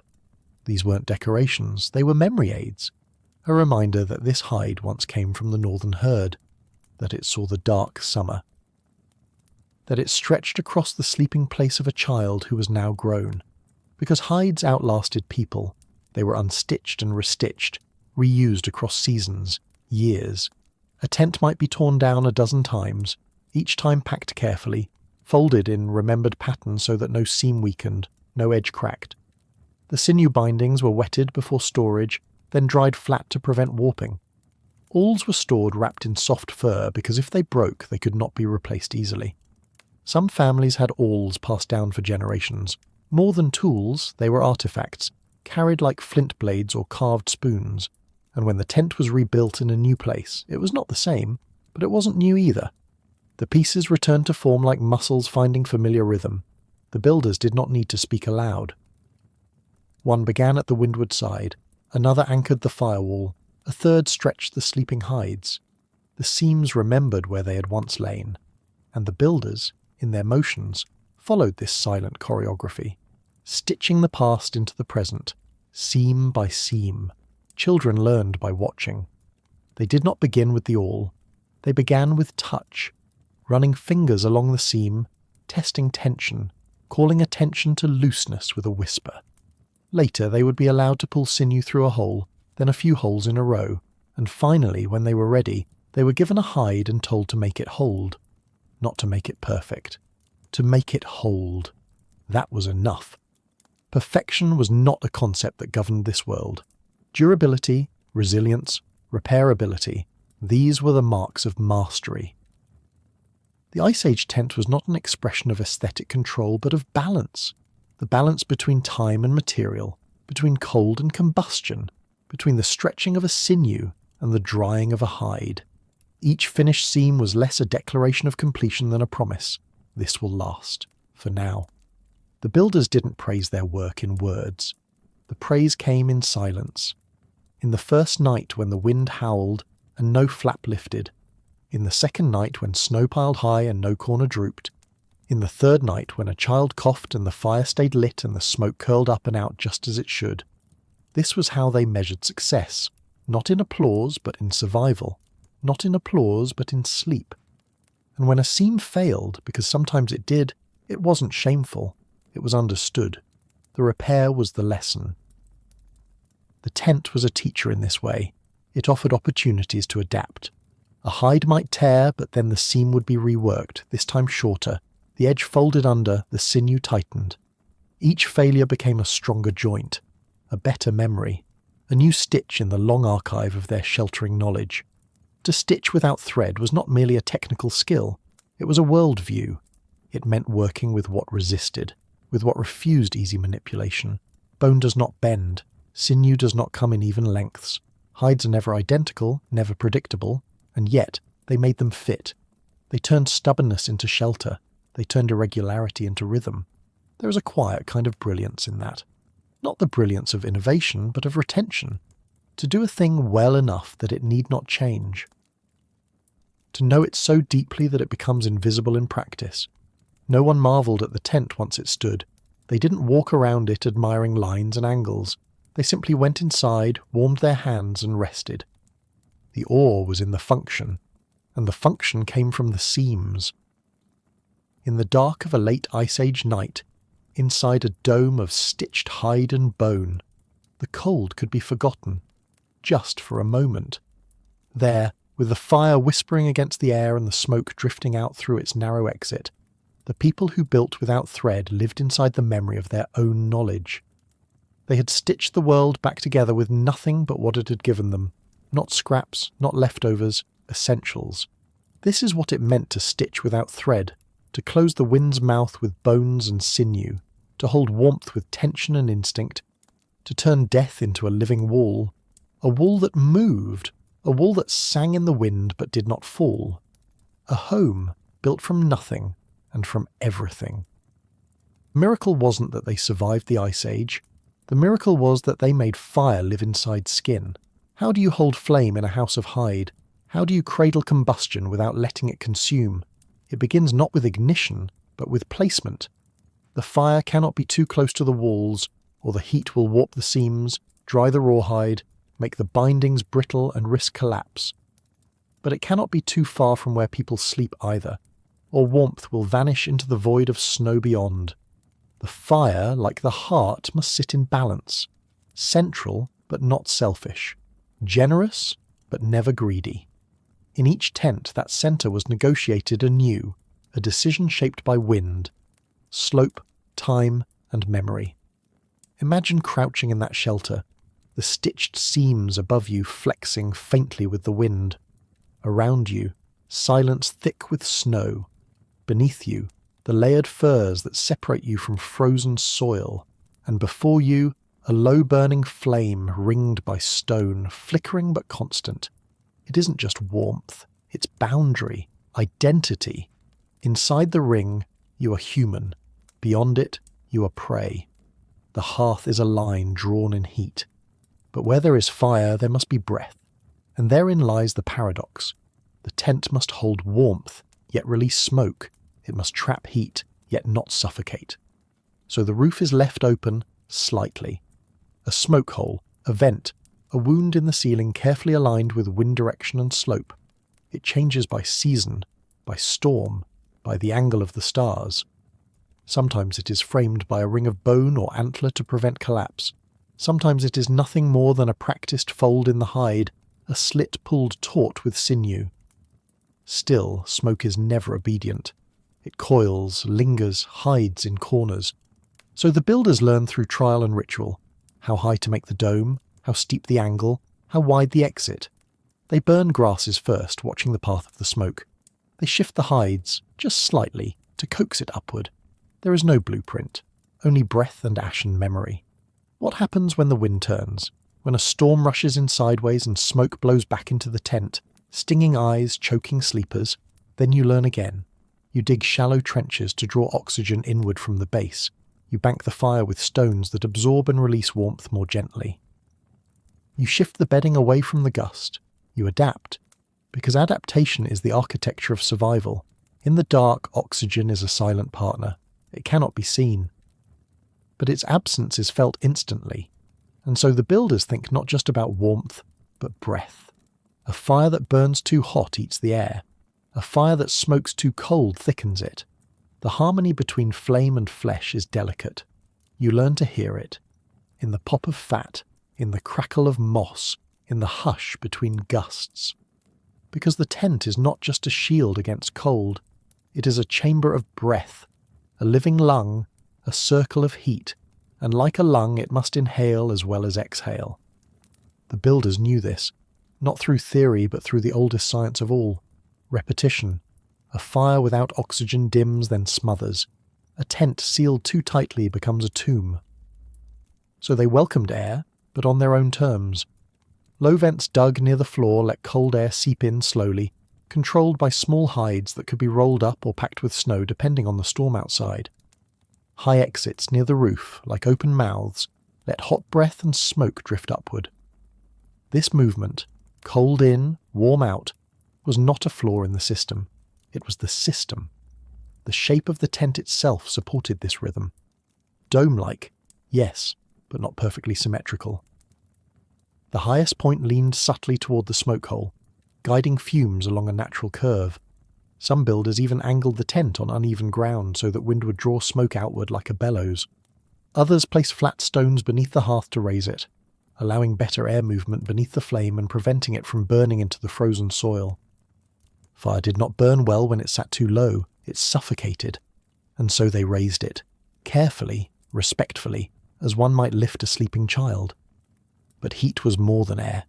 Heat was material. The builders harnessed it not just from flame, but from what the flame touched.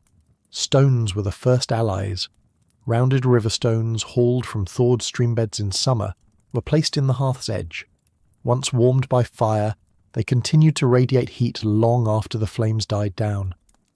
They were moved, slowly, with bone tongs or wrapped in hide, to beneath bedding piles, or into shallow pits near the tent's edge.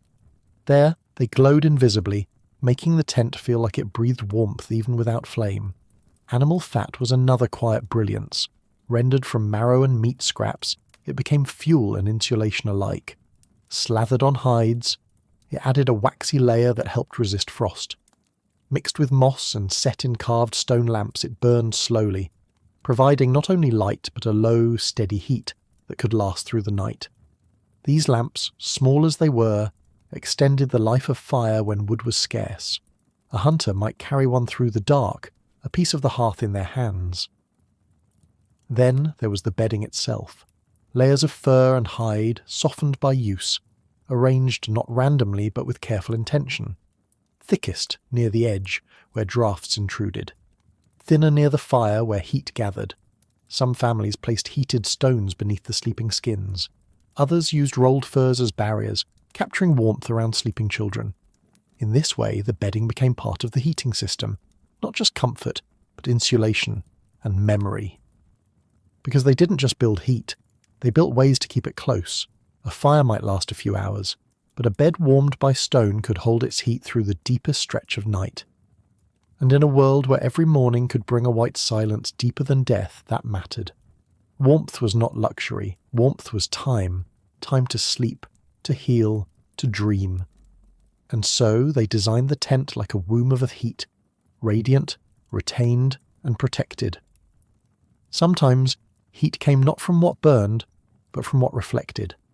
Around the hearth, stones weren't just containers of warmth. They were mirrors of it. Placed in semicircles or low walls, they bounced heat back into the space. Smooth stone faces darkened by soot acted like silent partners in the flame's choreography. The builders adjusted them often. They studied how shadows moved across the hide walls, how breath smoked in the air, how a child's fingers warmed or trembled. These were their thermometers. They read them with precision born not of measurement, but of love. And love, too, informed the placement of sleepers. The youngest nestled furthest from the entrance, deep within the curve of warmth. Elders often stayed closer to the edges, a choice made not out of sacrifice alone, but of strength. They knew how to manage the cold, knew how to sleep light, to listen for wind, to tend a fading fire while others dreamed. This sleeping arrangement was a map of knowledge, of responsibility, of care. Heat moved through the tent not equally but meaningfully. Even dogs were part of this thermal design. Brought inside during the coldest nights, they curled against legs and spines, warming without complaint. Their breath joined the rhythm of the tent, and in the morning their movement signalled safety or danger. Because even in sleep the circle of heat remained alert. But there were dangers. Always. A fire too strong could split the hide above. A vent too wide could let snow pour in. A careless sleeper could shift a stone, knock loose a sinew, unravel the balance. So heat was tended like a child, with constant attention. Before sleep, someone always checked the bindings near the firewall. Someone adjusted the vent. Someone whispered to the flame, in words or silence. These tasks were ritual not because they were sacred, but because they were remembered. And if the fire ever died too early, if a storm smothered it, or fuel ran low, then the tent itself became the fire's memory. The warmed stones still hummed with yesterday's heat. The fur still held a trace of body warmth. The sinew seams, tightened by heat, loosened only slowly. A good tent did not surrender warmth quickly. It grieved its loss gently. This too was part of the design, a structure that forgave your mistakes, just enough to let you learn. A home that held warmth like a story, passed hand to hand, day to night, without ever speaking a word. Because in a world without walls or chimneys, where heat had to coexist with breath and bone, storytelling wasn't something spoken around the fire. It was embedded in the way the fire was kept. A child didn't learn about warmth by lecture. They learned by watching the arc of sparks rise into the vent, by smelling when the moss fuel had turned, by feeling which stone stayed warm longest beneath their sleeping roll. Knowledge was tactile, memory was sensory. Heat was not a fact, it was an inheritance. The tent itself was a vessel for that inheritance, and over time each shelter carried its own thermal personality. Some burned warmer, some held smoke longer, some required more tending. The builders, especially the women and elders who spent the most time inside, learned these temperaments intimately. They adapted their habits to each structure's breath. No two fires behaved the same, and so no two nights were the same either. Fire and hide, breath and bone, everything in tension. The builders didn't fight this tension. They honoured it. They used it. Hides, for example, could be drawn tighter when ice crept into the seams. They could be loosened when warmth pooled too hot near the fire. The bindings weren't static, they were responsive. This was dynamic architecture, not passive shelter, but active partnership. And when materials failed, when heat escaped or the tent hissed with snow-driven drafts, they responded not with panic, but with precision. A quick patch of hide, a rearranged fur, a shift of the hearthstones. These were not emergencies, they were conversations. The tent spoke, and the builders listened. Even the fire itself was shaped to serve. It was not the wide, crackling blaze of romantic imagination. It was low, controlled, central. Sometimes it wasn't a fire at all, but a slow-burning lamp of fat and moss, casting an amber glow no brighter than a heartbeat. The point was not light, but warmth, and the point of warmth was not comfort, but life. That life moved through the tent in invisible waves. A mother wrapped her child in warmed furs, placing a hand on the tiny chest to feel the breath rise. An elder stirred the coals, not to grow the fire, but to quiet it, knowing that flames too high wasted precious fuel. A hunter, returning from the white silence, paused at the entrance, breathing the humid air of the tent with reverence. This was not just shelter, it was reprieve, a return to the centre. Because outside the cold did not forgive, but inside, here, in this dome of memory and heat, something ancient persisted, a warmth that didn't come from the fire alone, but from the labour that fed it, from the minds that shaped it, from the generations that carried the instructions forward, not in books, but in touch. This was engineering by intuition. Physics passed through flesh, warmth as culture, heat as heritage. And in that heritage there were rules, not written, but enacted every night. One of them was how to enter. The tent's doorway was never a simple flap, it was a threshold. Often it faced away from the prevailing wind, its edge pinned with bones or weighted with stones. In blizzard season, it might be blocked with snow itself, forming a tunnel or a low crawl space that sealed warmth in. You entered not by walking tall, but by bowing low, a gesture of respect or necessity or both. You brushed snow from your furs, you did not bring the cold inside. Once within, the transition was immediate, from howl to hush, from bitter to breathing. The circle of heat held you. Eyes took a moment to adjust to the dusky light. Breaths came easier, and somewhere in the centre, flame or lamp, stone or ember, the heart of the home burned. Some nights the fire dwindled early, the fuel thin.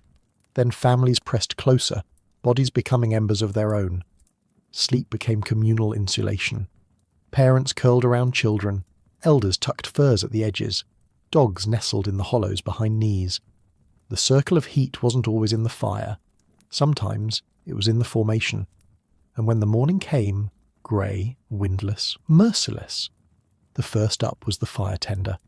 Usually an elder, sometimes a mother, rarely a child, always someone who knew the feel of ash before light. They stirred the embers with a bone pick, blew gently, added moss, maybe a sliver of fat, a splinter of dry root from the cache. They coaxed the heat back to life, not kindled, coaxed, as if waking an old friend from sleep. The rest rose slowly. Breath visible in the tent, the hide walls stiff with frost, the stone ring warm, not hot. A new fire was built, not with haste, but with care. The day ahead would test them, wind, distance, hunger. But for this moment, the fire held, and around it, the circle formed again. Not every tent was perfect. Some leaked, some smoked, some shivered when the wind screamed. But all were alive with knowledge. Every stake driven into frozen soil was placed by a hand that remembered warmth. Every awl-hole, every sinew knot, every hide seam, all of it was made not just to resist the cold, but to nurture the fire. Because this was the central truth of Ice Age shelter. They were not simply trying to survive winter, they were cultivating heat, designing homes that breathed, flexed, pulsed with warmth, not through luxury, but through relentless refinement, trial, adaptation, love. And in that love, they left no ruins, no towering chimneys, no blackened hearthstones, only ghost rings in the tundra soil, shadows of warmth, long cooled. But once, in a time of ice and silence, those rings glowed. Once fire lived in skin, and around it people built circles, not just of heat, but of life. Nothing stayed still for long on the mammoth steppe. Not the snow, not the herds, not the hunters. And when the wind changed, when it rolled down from the north like a voice speaking in frost, it meant one thing: move. Mobility was not a choice, it was a rhythm. The herds moved to find graze, and the people moved to follow the herds. But they weren't simply wanderers. They were architects in motion, engineers of impermanence, carrying entire worlds in pieces of bone and hide.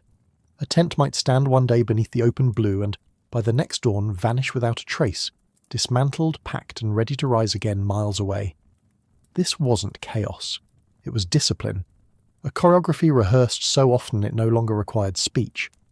Every hand knew its place, every motion remembered from childhood. The first act of movement was not departure, it was disassembly. The fire was left to die naturally, not extinguished. The ashes told the next camp where the centre had been. Then the bindings came loose, cut if frozen or softened with a breath of heat. The hides, still bearing the faint warmth of sleep, were folded along memory lines, never creased, never forced. Each seam had a story, and to bend it wrong was to erase it. Stones were lifted from the tent's perimeter, wiped of soot, packed in hide bundles. Bones were unlashed from sinew, their joints separated along the same paths they had once grown in life. A skilled group could do this in less than a morning. The sound was not frantic but rhythmic, a percussion of labour. The thud of antler hammers, the crack of frost yielding to heat, the low hum of coordination. What had once taken a day to build could now be undone in hours, without waste, without breakage. The tent did not resist. It knew how to come apart. Its seams remembered disassembly as much as assembly. Every structure on the steppe had to be fluent in both. And yet, even as they worked, there was reverence in the motion. Each component, bone, sinew, hide, was treated not as material, but as kin. The builders whispered to them sometimes, or sang softly as they folded the hides. Not out of superstition, but gratitude. They understood the exchange. To move was to live, but to move meant disturbing what had once been still. To tear a home from the earth required care, apology, intention. By midday the shelter would be gone. Only a dark ring in the snow, a few footprints, and a scattering of ash remained. But for the hunters, it was not loss. It was transition. The tent was not dead, only asleep, waiting to be called back to life elsewhere. Because when the wind changes, survival depends on memory, not of place, but of how to rebuild a world from nothing. The bones and hides that made a tent were not simply packed away at random. They were bundled in an order that mirrored how they would return to form. To the untrained eye, the process looked chaotic, an assortment of curved ivory, antlers, sinew, and rolled hides lashed together with rawhide thongs. But within that bundle lay geometry, sequence, and song. Each piece had its partner, each knot a meaning. The memory of shelter was contained not just in minds, but in the very way the pieces were packed. First came the hides, folded skin to skin so that the inner layers, the ones smoked, softened, and made water-resistant, were protected. The outer, tougher edges wrapped around them, forming a natural casing. Bone frames were stacked next, largest to smallest, the thickest mammoth ribs serving as spines for the load. The curved tusks, often used to form arches, were wrapped separately in furs to prevent cracking in the cold. Antler stakes were bound together by their tines, a bouquet of sharp geometry tied with sinew cords. Stones, the quiet partners in warmth, were divided. Some packed to carry, others left behind as markers, a breadcrumb trail of survival scattered across the tundra. Tools followed last. Awls, hammers, bone needles, scrapers, all slid into hide rolls or woven pouches. Nothing dangled loose, movement made waste fatal, every tool had its place. The builders knew the weight of each pack by feel alone. A bundle too light meant loss, too heavy meant oversight. There was no written checklist. The inventory lived in their muscles, in the rhythm of work repeated across lifetimes. And still, amid the practicality, there was grace. Each roll of hide was tied not just for efficiency, but for beauty. Sinew cords were coiled in patterns that mirrored knots used in stitching the tent itself. Everything was deliberate.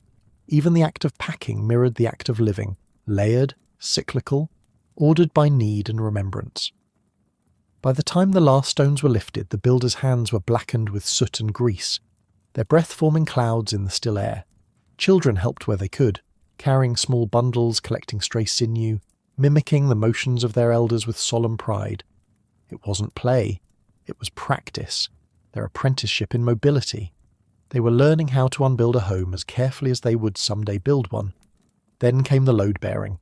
Mammoth bones, despite their size, were light for their volume, porous, strong, made to move. The heaviest parts were slung onto sleds made of antler runners or lashed to travois dragged by reindeer. Hides and tools were packed onto backs spread evenly across the group. Nothing belonged to one person alone. The tent, even disassembled, remained communal. Everyone carried a fraction of home. And when they began to walk, slow, rhythmic, silent, it was as if the camp itself had grown legs. The circle of heat became a caravan of memory, moving across the white horizon, chasing the herd, chasing the promise of another hearth not yet built but already known.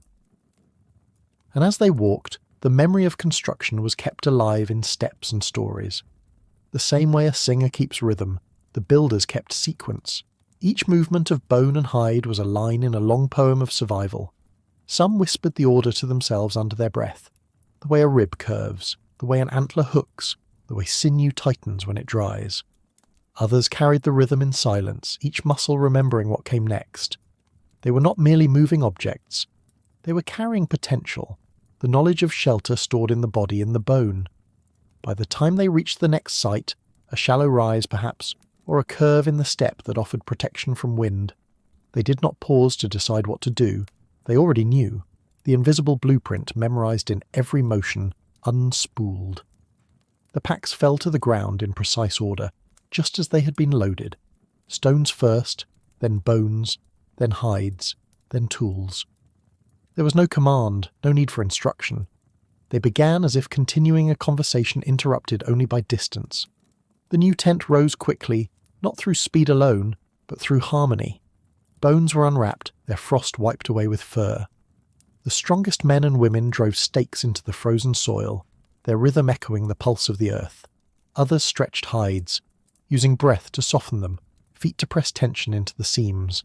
A few children gathered snow to seal the base once the structure stood. Each task flowed into the next, one continuous act of remembering. For them, to rebuild was not repetition. It was reaffirmation. Each reconstruction reconnected them to lineage, to those who had built before and to those who would build after. The shape of the tent remained the same because it was sacred in its simplicity. There was no reason to innovate what already worked perfectly in its context, and yet every tent was subtly different, a new expression of an old design, adjusted to the slope of the land, the thickness of the hide, the direction of the storm. Adaptation was not change, it was fluency. Sometimes, when the camp was smaller, a single family or pair of hunters, the tents were lighter, built from only a few ribs and thinner hides. Other times, during gatherings of clans or seasonal feasts, massive domes would rise, reinforced by multiple mammoth bones, vast enough to hold a dozen fires. In those moments, building became communal ritual. A dozen hands held the same hide aloft, and laughter joined the labour. The air inside filled with human warmth before any fire was lit. Even in this motion, there was serenity. The hunters did not resent the constant rebuilding. It was their proof of belonging, to land, to cold, to time itself.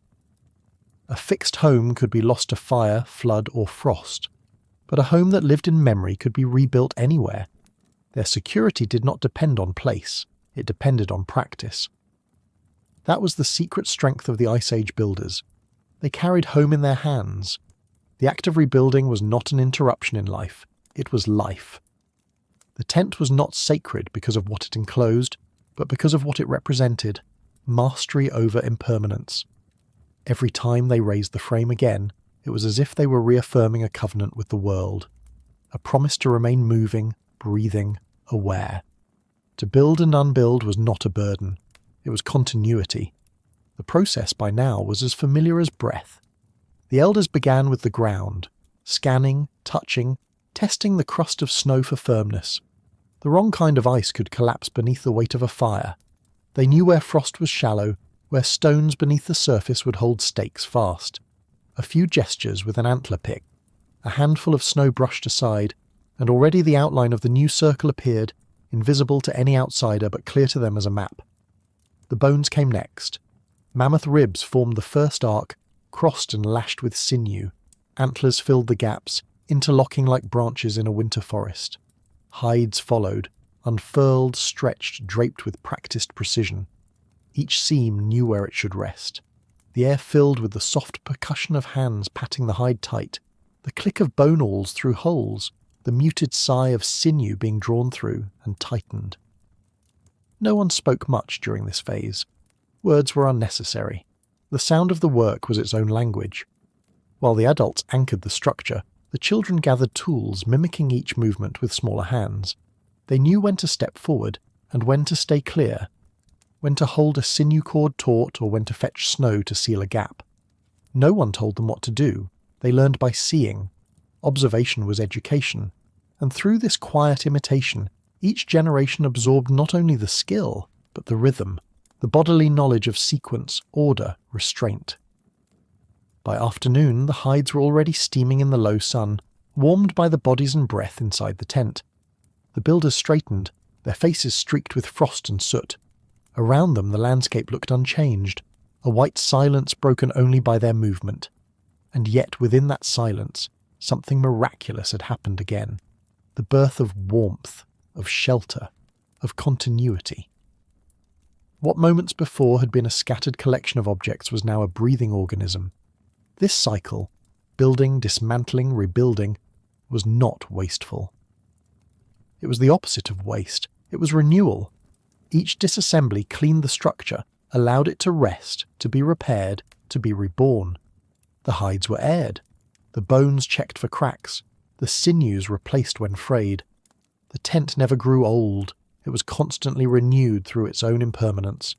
To live this way was to live in perfect dialogue with change, to accept that the only true permanence is movement, the understanding that a shelter which cannot move will one day perish, but one that breathes with the wind can last forever. When the tent stood once more, and the fire was lit inside, it looked identical to the one left behind. But it wasn't. The ground beneath was new, the wind different, the stars rearranged in their slow, eternal drift. What endured was the form, the circle, and the knowledge to make it. The rest, the Ice Age builders understood, was always temporary, and that was not a flaw in their world. It was the point of it. Children learned this lesson early. They watched their parents dismantle the walls they had slept under only hours before. They saw the home folded, tied, packed away, reduced to what could be carried on a back or a sled. At first, this might have seemed like loss, to watch something warm become pieces again. But the lesson came not in sadness, but in revelation. A home was not what surrounded you. It was what you remembered how to build. They watched, and they learned the language of impermanence. In the evenings, when the new camp was raised, the children mimicked the day's movements. Small hands tied imaginary sinews, built miniature tents from scraps of hide and bone fragments, humming the rhythm of their parents' labour. The adults did not stop them. They encouraged the play, because it was not play at all. It was rehearsal. Every motion mattered. Every game of pretend was a future act of survival. The elders, meanwhile, carried the deeper map. They remembered where the last tents had stood, where the stones still marked old fire rings. They could look at a flat expanse of snow and see beneath it, feel which way the wind would shift by dusk, where mammoths had passed last spring, where the ground might soften first when the thaw began. Their memory was as much geography as it was architecture. In their minds, the entire steppe was a single great camp, disassembled and rebuilt across time. When storms came without warning, and they always did, the speed of their hands decided life or death. In those moments, training became instinct. The tent could come down in a heartbeat. Stones flung aside, hides bundled, bones lashed, tools tucked.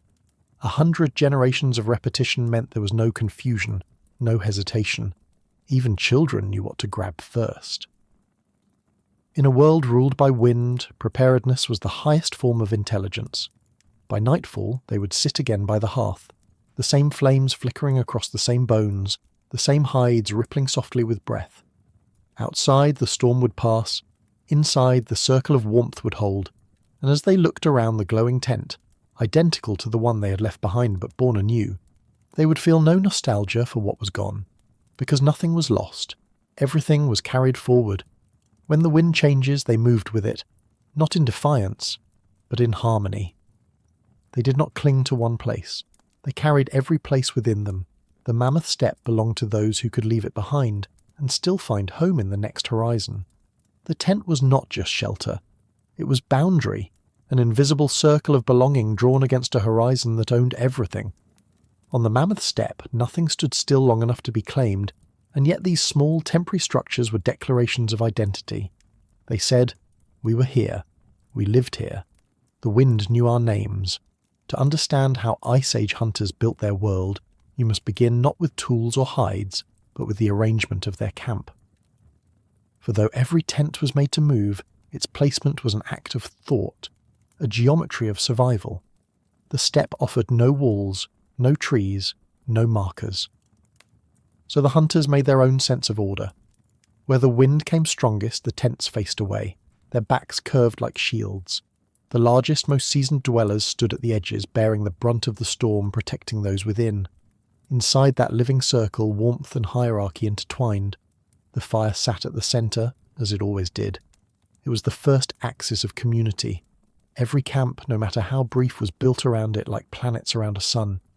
The elders placed their tents nearest to the flame, not because of privilege, but because experience was the truest shelter.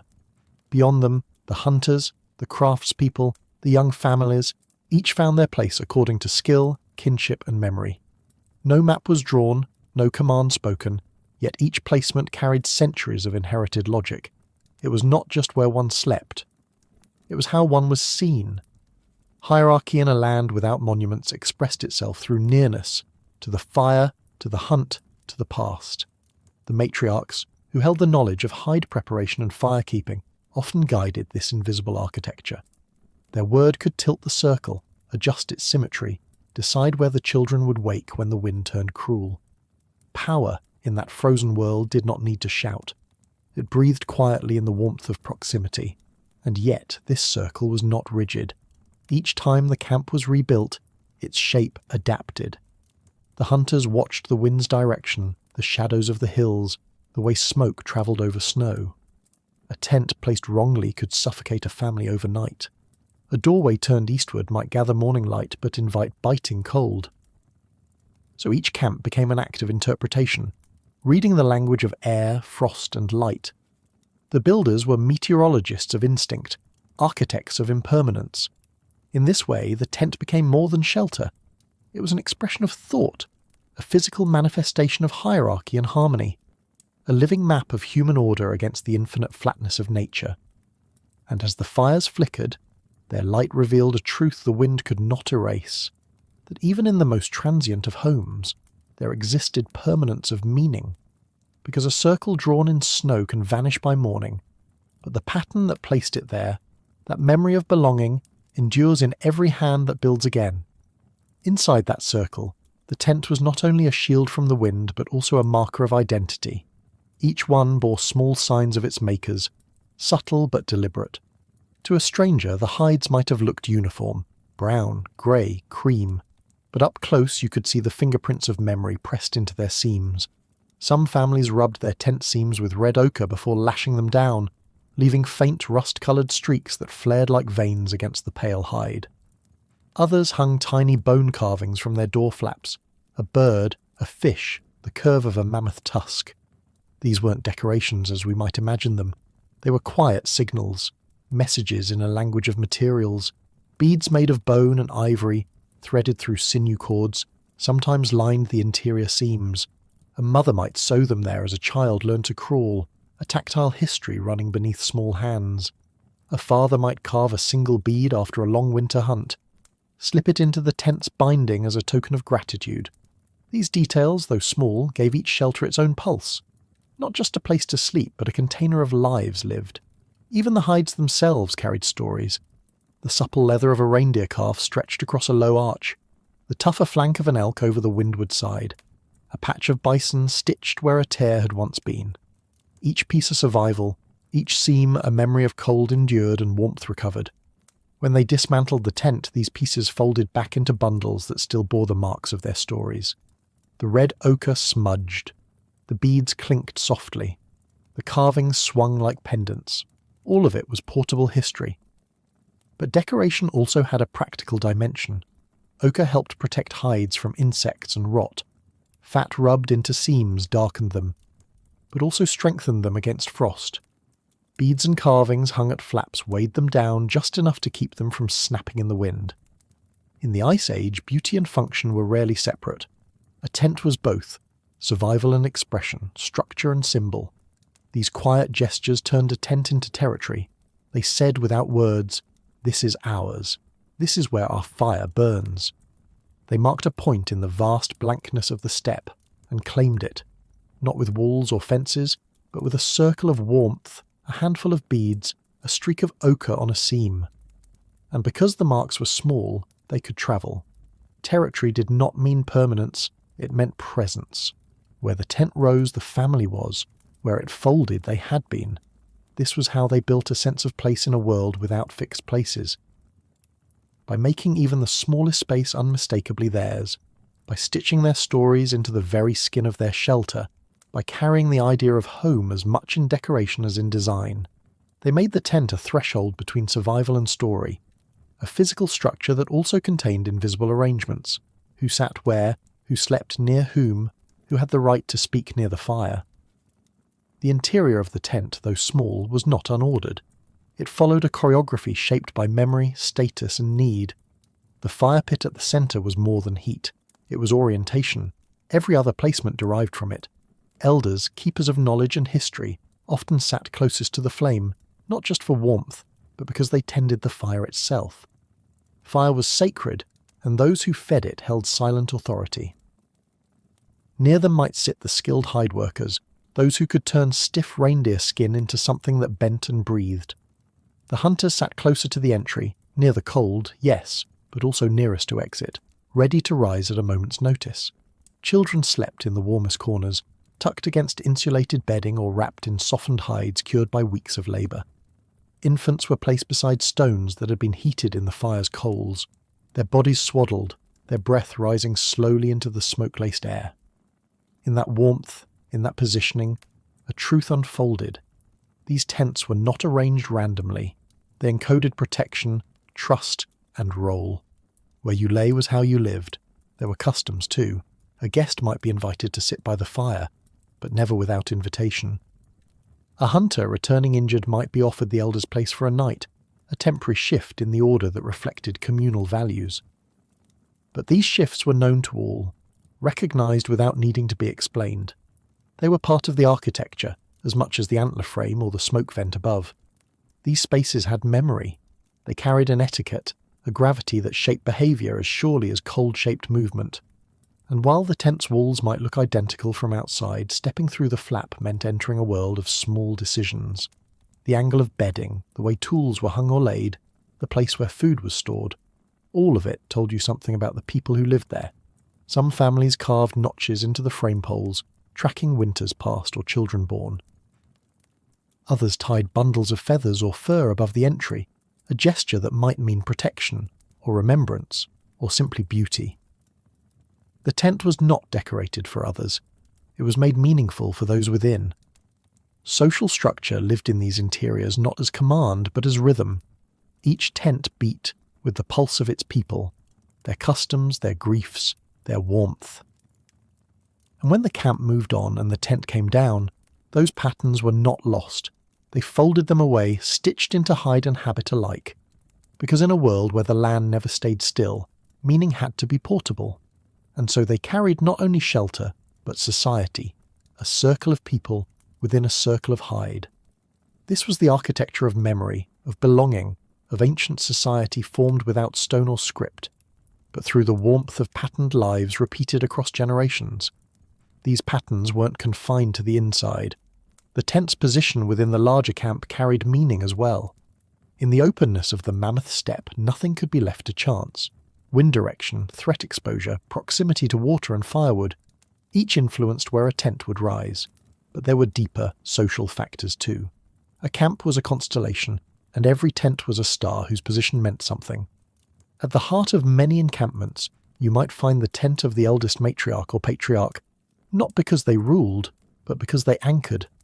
Around them clustered the younger families, sisters and sons, cousins and in-laws, each placing their tents in relation to that centre. These were not kingdoms, nor were they egalitarian in any abstract sense. They were kin structures of memory. The centre held the history, the perimeter held the future. Windward sides were often given to those with strength, the experienced hunters, the resilient labourers, because they could endure the brunt of a storm.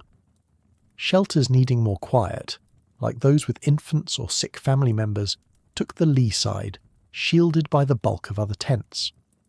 Even in a temporary camp, a logic of care and contribution shaped the layout.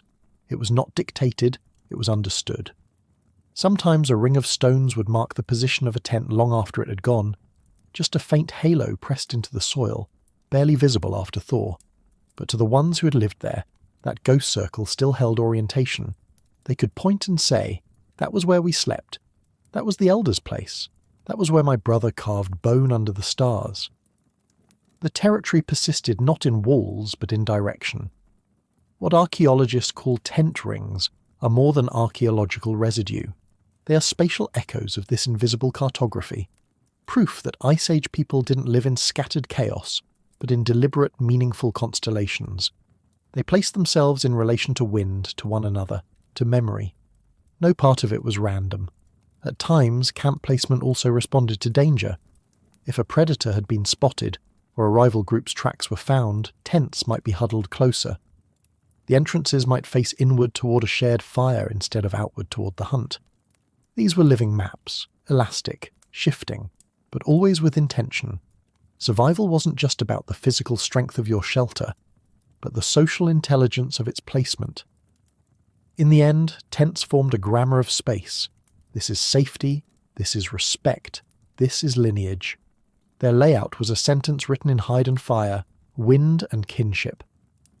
And though the materials could vanish with the thaw, the arrangement lingered in the minds of those who placed it.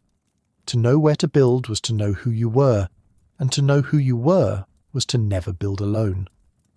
Because a tent was not only made by hands, it was shaped by memory, by inherited rhythm, by countless repetitions of watching and doing.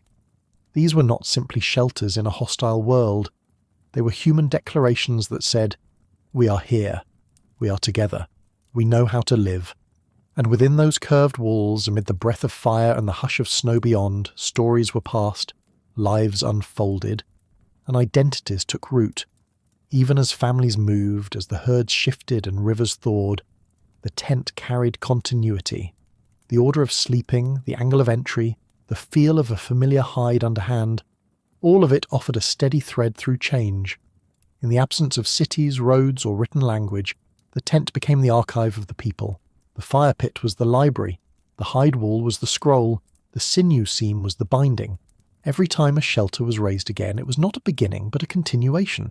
And it was in this continuity that meaning flourished. Some parts of a tent might last for years. A smoked hide passed from mother to daughter, a carved stake once whittled by a grandfather, a worn stone weight that had held ground through 24 camps. These objects did not last because they were sacred in the religious sense, but because they were remembered. They had done their part and would do it again. Function became tradition, use became story.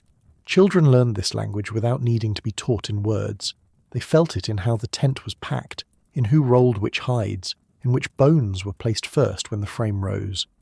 They mimicked the motions of their parents, absorbed the meanings of position and pattern, and by the time they were old enough to build, they had already built 100 times in their minds.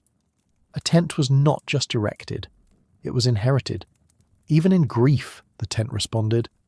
When someone died, their sleeping place was sometimes left empty for a time, or their carving removed from the flap. Sometimes the tent was burned, the hide dismantled and sent back into the land.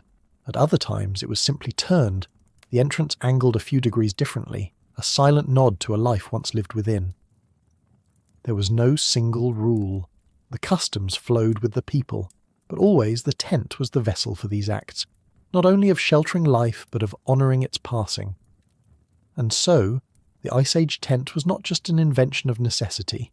It was a human act of placement, of meaning drawn onto landscape with sinew and hide, a moving architecture of memory, each one a circle of warmth, of relation, of unspoken law. It did not stand long, but it stood deeply. And when it was gone, what remained was not ruins, but people who knew exactly where to place it again. Because in that act of building, of arranging, of remembering, they mark the steppe not just with footprints, but with belonging.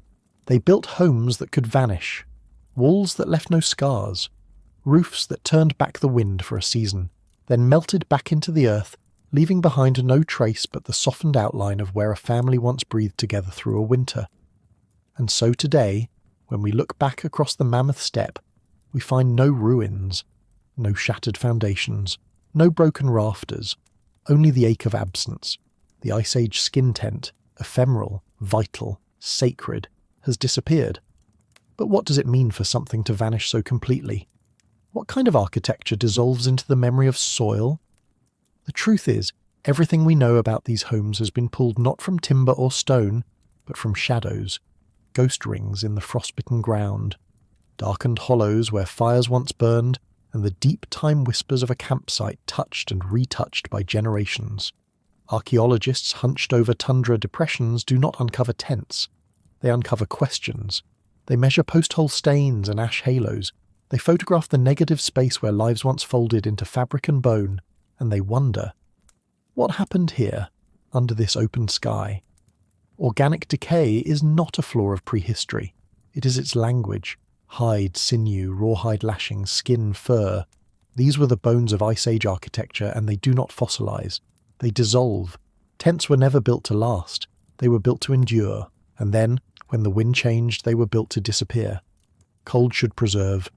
Permafrost, we are told, is a time capsule, locking bone and hair in icy stillness for tens of thousands of years. But the ground does not always comply. The permafrost is patchy, shifting, melting from beneath, and skin, even buried in ice, is fragile. A slight rise in temperature, a season of meltwater, the touch of microbes carried in on modern breath. The tent unravels, the walls turn to dust, there are no remains to find, only the impression of architecture, the memory of an outline. So we begin not with structures, but with silence. The silence of the archaeological record, where we should find homes and do not.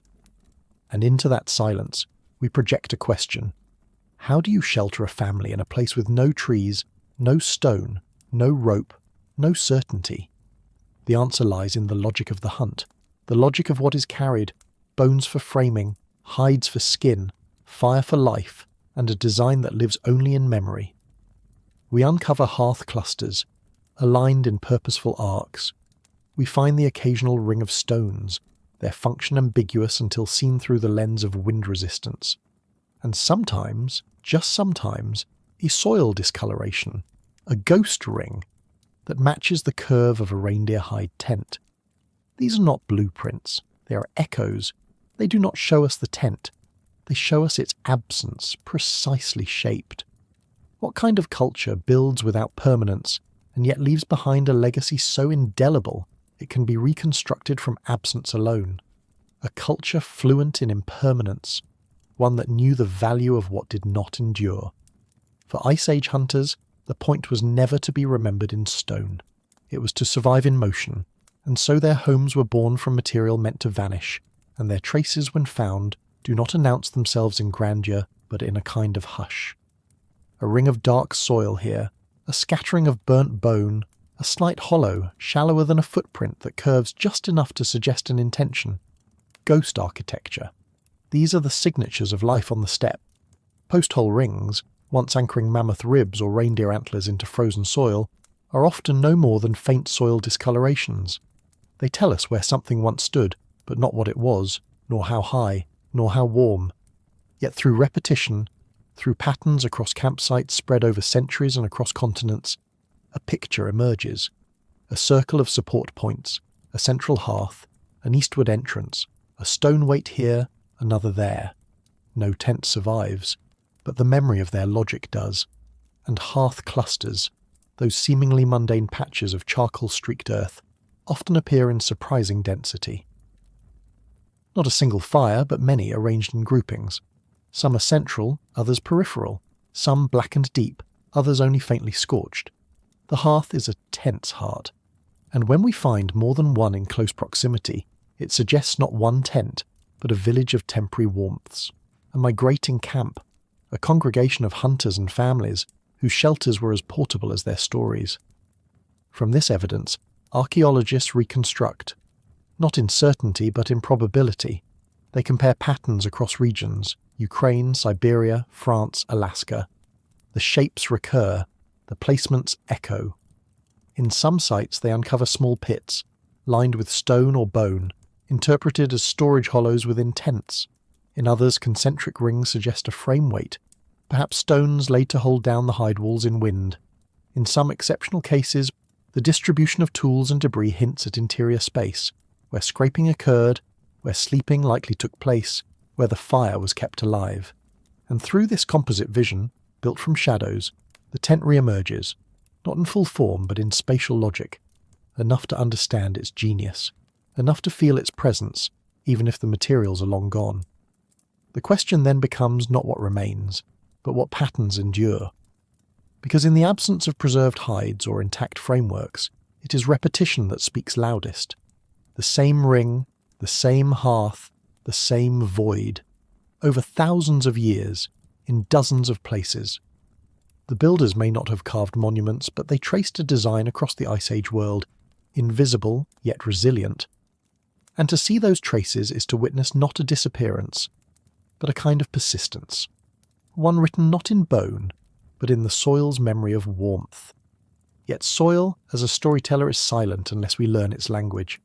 To translate the subtle stains and patterns left by vanished homes, archaeologists turn to analogues, living echoes of vanished lifeways.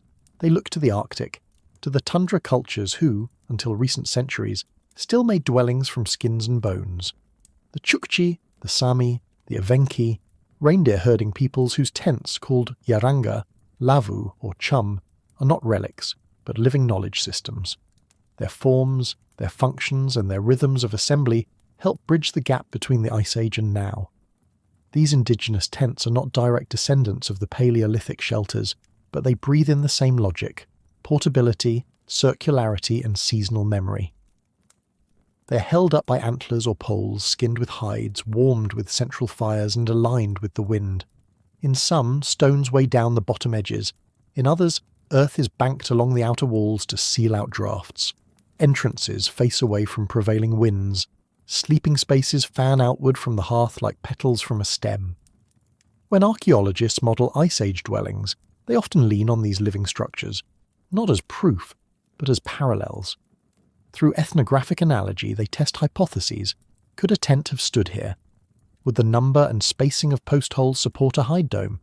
Is the hearth's placement consistent with sleeping quarters, with smoke ventilation, with social gathering? The answers, while never definitive, begin to form constellations. The Chukchi tent illuminates a soil ring in Siberia. The Sami lavu gives context to a hearth pattern in France. And more than form, these modern structures preserve tradition. Techniques for lashing sinew, for tensioning raw hide, for reading the wind through the flap of a tent wall. These are not just technical skills, but inherited knowledge. They are acts of cultural memory, passed through generations of doing rather than documenting. A grandmother's hand on a rope, a child learning the pull of taut hide. These moments teach what no blueprint can. And in that transmission, we glimpse what Ice Age builders may also have known: that the structure lives not just in materials, but in minds and hands. Even the wear patterns on tools tell a story. Bone awls used for piercing hide show the same angles of pressure as those found in traditional Arctic communities. Scrapers used in hide-softening bare polish marks in familiar places.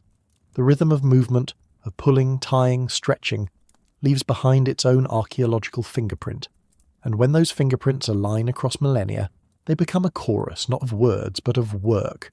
This is not imagination. It is a kind of comparative archaeology that honours the continuity of human ingenuity. It does not claim the Ice Age tent was identical to any one modern shelter, but it does affirm that certain truths about shelter, about warmth, wind, and the circle of fire, are old. Older than memory, older than writing. But not beyond reconstruction. And within that reconstruction lies a paradox. The more we study what is gone, the more we realise how much was never meant to stay. Ice Age tents were not designed with permanence in mind. They were built for dismantling, for leaving behind. Their genius lay in ephemerality, in the ability to rise with the season, to hold warmth through a storm and to vanish without a scar. This was not failure of preservation. It was success of purpose. Organic decay plays its part.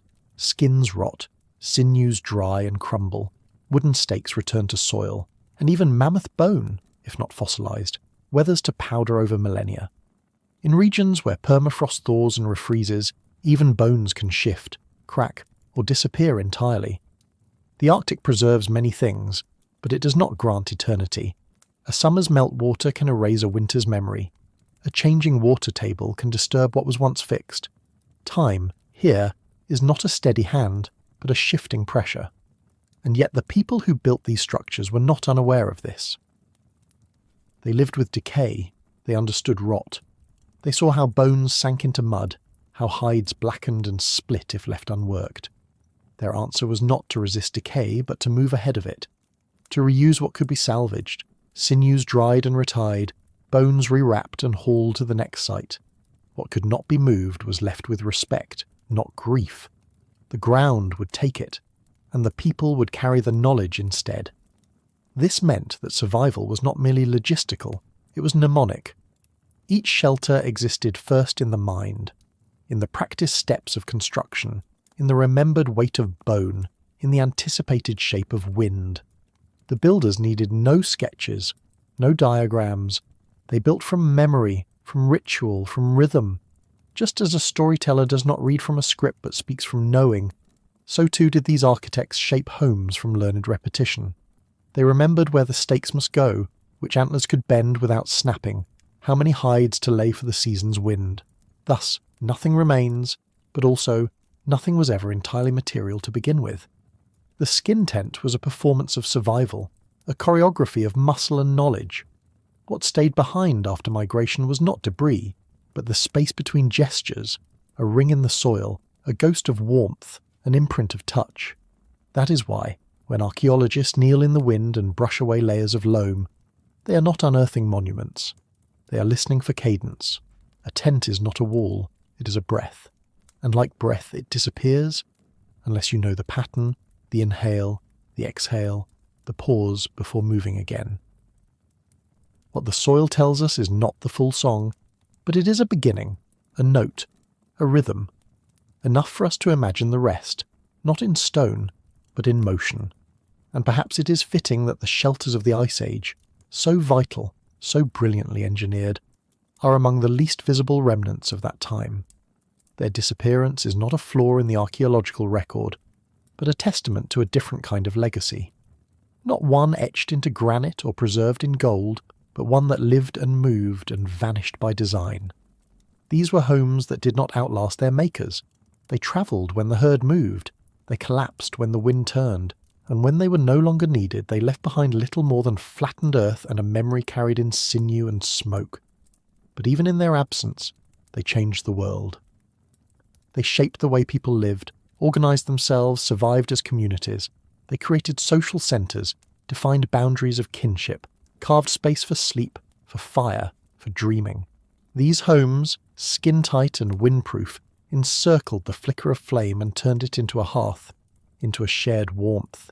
And it is that shape, the human circle, the protective ring that survives in our oldest stories, in the symbolic layout of camps, in the deep instincts of gathering together against the dark.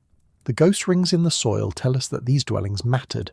Their placement, often in clusters, suggests more than mere utility. It suggests memory. Some Ice Age sites show signs of reoccupation. Camps return to decades or even centuries apart, as if the land itself was remembered. As if the builders knew that even when a tent leaves no trace, the place it once stood holds something sacred. A scent, a silence, a direction of wind.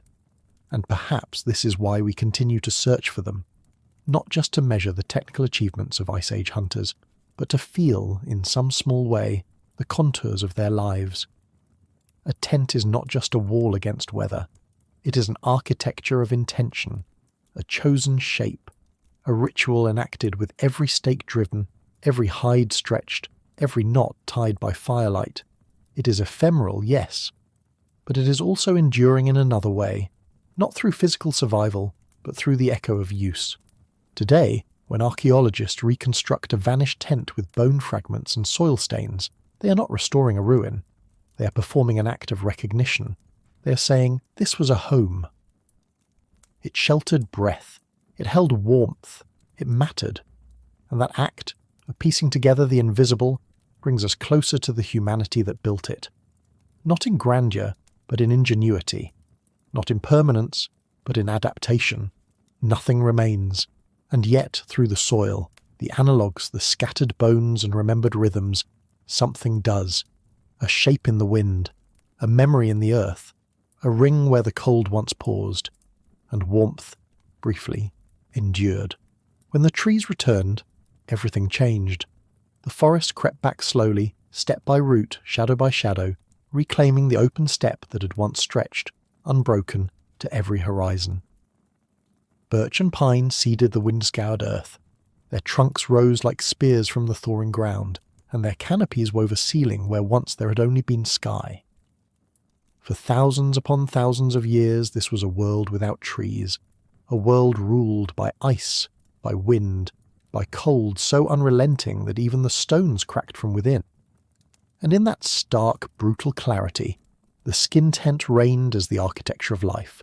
But now, in the long melt of the late Pleistocene, the very conditions that had made these shelters essential, the exposure, the emptiness, the wind that never stopped, began to vanish.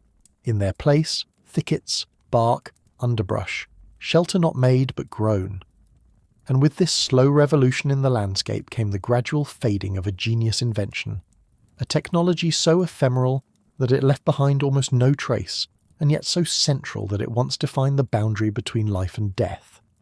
What happens to a people whose way of life was built on a horizon they can no longer see? The skin tent was never just a response to the cold. It was a declaration. It said, "We will not be swallowed by this climate. We will not scatter into the blizzard. We will draw a circle of heat, and we will keep it burning." The brilliance of this architecture was not in stonework or grandeur. It lay in foresight, in memory, in the capacity to carry shelter on your back and rebuild it from nothing but scraps, sinew, and knowledge. And though the wind has long since buried the footprints of its builders, the idea endures, in the very notion of what a home is, a place made not to last forever, but to hold the present against the elements. How many generations carried that idea forward, even as the world shifted beneath their feet? To the archaeologist, the fading of the skin tent is not a sudden extinction, but a quiet retreat. For some time they coexisted with forests, their use adapting, contracting, persisting in marginal spaces. But eventually wood replaced bone, bark replaced hide, and the architecture of mobility gave way to the architecture of settlement, not better, not worse, just different. Less wind, more permanence, yet in that permanence something was lost. The exquisite calibration of a home designed not to resist nature, but to dance with it. The hunter who built a skin tent needed no plumb line, no blueprint. Their measuring stick was the wind, the weight of the hide, the memory of a layout passed down in gesture and repetition. They built from instinct and inheritance, the knowledge of where warmth gathers, where fire breathes, where danger enters, and how to fold a world around those truths.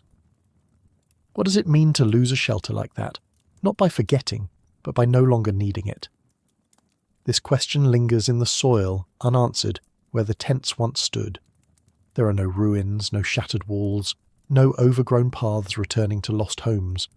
Instead, there are ghost rings of stones, darkened patches where fire once licked the air, and the long silence of bone made obsolete. The last skin tents did not collapse in some dramatic final moment. They were packed away like always, but never raised again. Carried on backs until their weight no longer made sense, left in caches that were never returned to. Gradually, tent by tent, the age of shelter in motion came to a close. But those who built them left something else behind. Not in the earth, but in us. They gave us the idea that shelter could be temporary and still sacred. That protection does not have to be heavy to be real. That a home is not a thing, but a pattern. One that can be remembered, taught, rebuilt, and carried through the generations. We owe to them the deep understanding that foresight is not only the gift of agriculture or writing or metallurgy. It lived first in the hand that chose a mammoth rib to hold a roof, in the eye that judged the wind's direction before digging a hearth, in the fingers that stitched hide with sinew, knowing it must hold through storms yet unborn. Even now, when we live behind concrete and glass, the echoes of those invisible architects remain. In every tent pitched in a wilderness, in every temporary shelter raised in a time of crisis, in the refugee camps and the nomadic migrations, we repeat, without knowing, a design older than history. We recreate circles of warmth in the dark. We draw boundaries against the elements with materials close at hand. We find ways to carry safety with us. And for those who remember, or choose to study, the traces of Ice Age tents, there is more than just anthropology there. There is reverence. Archaeologists do not uncover these sites like ruins. They read them like whispers, a stone out of place, a line of depressions where stakes once stood, charcoal in a soil layer that should have none. These are the fingerprints of lives lived with such harmony to the land that they barely left a scar. It is not absence. It is refinement. It is knowledge rendered in quiet, repeated acts. The return of the forests was not the erasure of the tent's legacy. It was the next chapter in a story that had already proven one thing. Humans survive not through dominance, but through adaptation. Through the ability to respond swiftly and with precision to the shifting terms of existence. The skin tent was never meant to last forever, only long enough to get through the coldest night. And in that single night's survival, an entire lineage was secured. How many of us now are descended from that firelight? All of us. Every human alive today carries the legacy of those who endured the cold not with thick walls or permanent homes, but with foresight and fabric. The skin tent was not built to outlive generations. It was built to keep them alive, to carry warmth across time, to bring children through the night. And so, though no structure remains, the tent did exactly what it was designed to do, vanish, having done its work. Its architects had no blueprints. Their knowledge was not stored in symbols or scrolls, but in the rhythm of labour, the choreography of hands. They were not builders in the modern sense. They were stewards of remembered motion. Each stake driven, each hide stretched, each loop tied, all part of a living inherited dance. And like any dance, it was passed not by instruction, but by doing. Children learned by watching, then by helping, then by leading. And so the architecture continued, unbroken, unrecorded, but never lost. Even now, among the few remaining nomadic peoples who still construct hide tents, that tradition survives in form if not in origin. A Sami Lavu, a Chukchi Yaranga, an Evenki Chum. Different names, different materials, but the same circular logic, the same centre of fire, the same anchoring to wind and sky. These are echoes, not copies, but continuations, of a human logic so elegant it required no script to endure. Because the skin tent was never just a technical solution, it was a philosophical one. To live in a home that leaves no trace is to embrace impermanence. It is to live with an understanding that no place belongs to you. That shelter is something you carry, something you offer, and something you release. It resists ownership. It resists permanence. It resists the impulse to define life by its walls. In this way, the tent is not just ancient, it is radical. And yet, it was also deeply intentional. Every seam told a story. Every patch was a memory. A tent was not a blank canvas, but a lived archive of effort and care.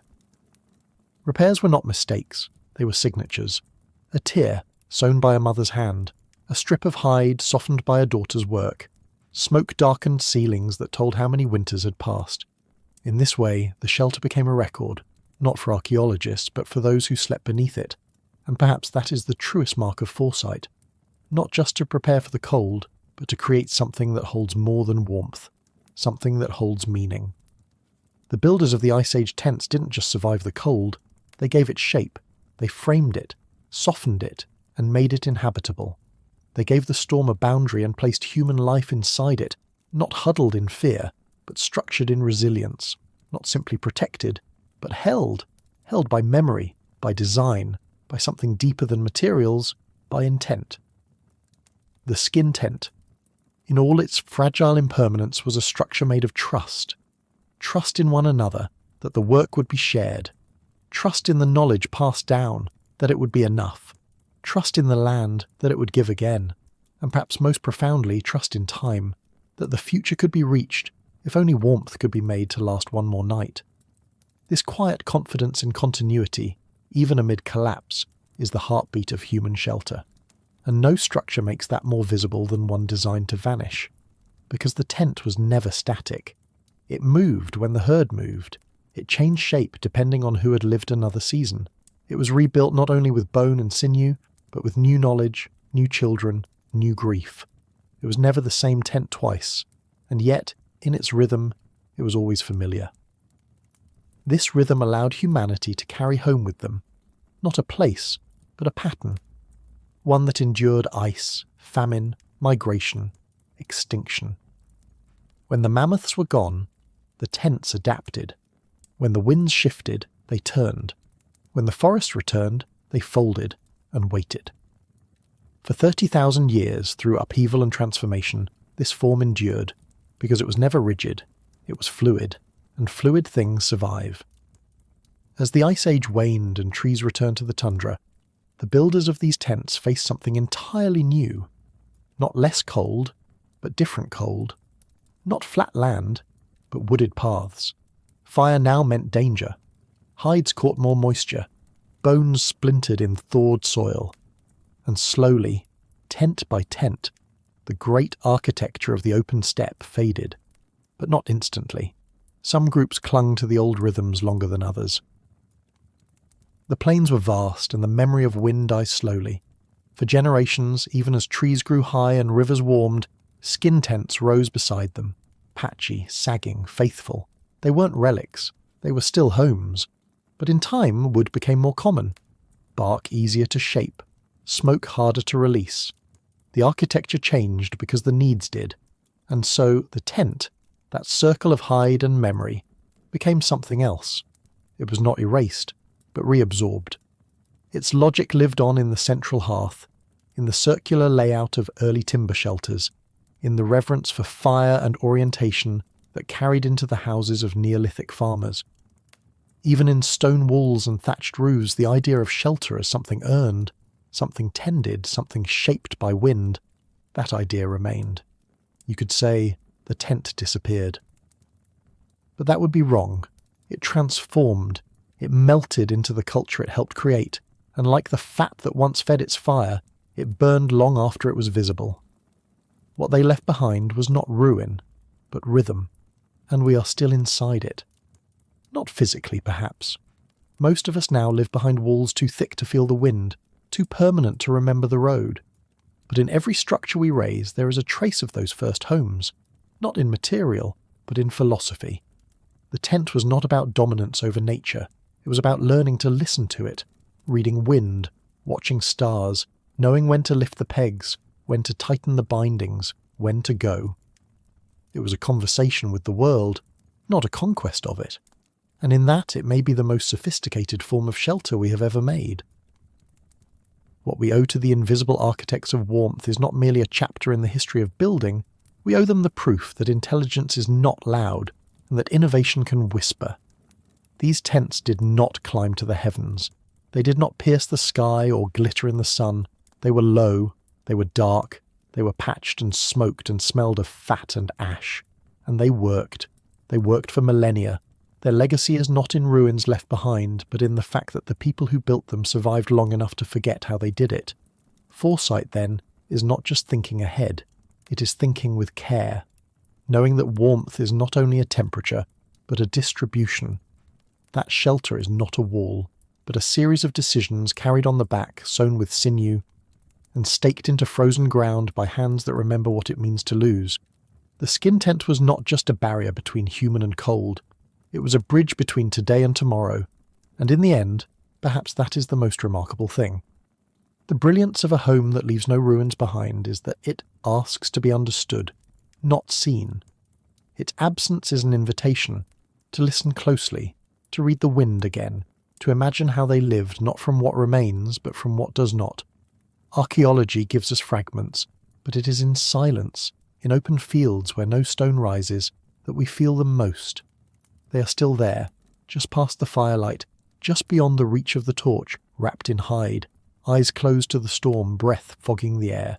The wind presses low against the frame, the bones creak, the fat sizzles, a child stirs. A hunter watches the flap, the snow gathers, the memory deepens, nothing left above ground, and yet everything still holding. Because the skin tent was not built to last, it was built to carry, and it carried us all. Thank you, fellow sapiens, for walking this long arc through the wind and warmth, tracing the vanished wisdom of shelter makers across the ice. If this story helped you feel the hush between storms, or made you pause at the quiet genius of a sinew loop, or even sparked a deeper reverence for firelit memory, then I'm simply grateful that you were here. I wonder what part of this journey will remain with you. Was there a moment, a scent of smoke, a bone ring pressed into earth, a child watching and remembering, that echoed something old in you? Whether it was the image of snow-blocked doorways against a rising wind, the slow threading of sinew through hide, or the silence where tents once stood and nothing now remains, these fragments are what connect us. Yours, mine, all of us listening across time. If one of them stayed with you, I'd love to see it shared in the comments, not as noise, but as a quiet offering. It's what builds this thoughtful little campfire of a community. And if you want to keep puzzling through these stories of forgotten minds and vanished tools, you can always like, share, or subscribe. Another journey, just as strange, just as human, is already on its way. Until we meet again, stay curious, stay thoughtful,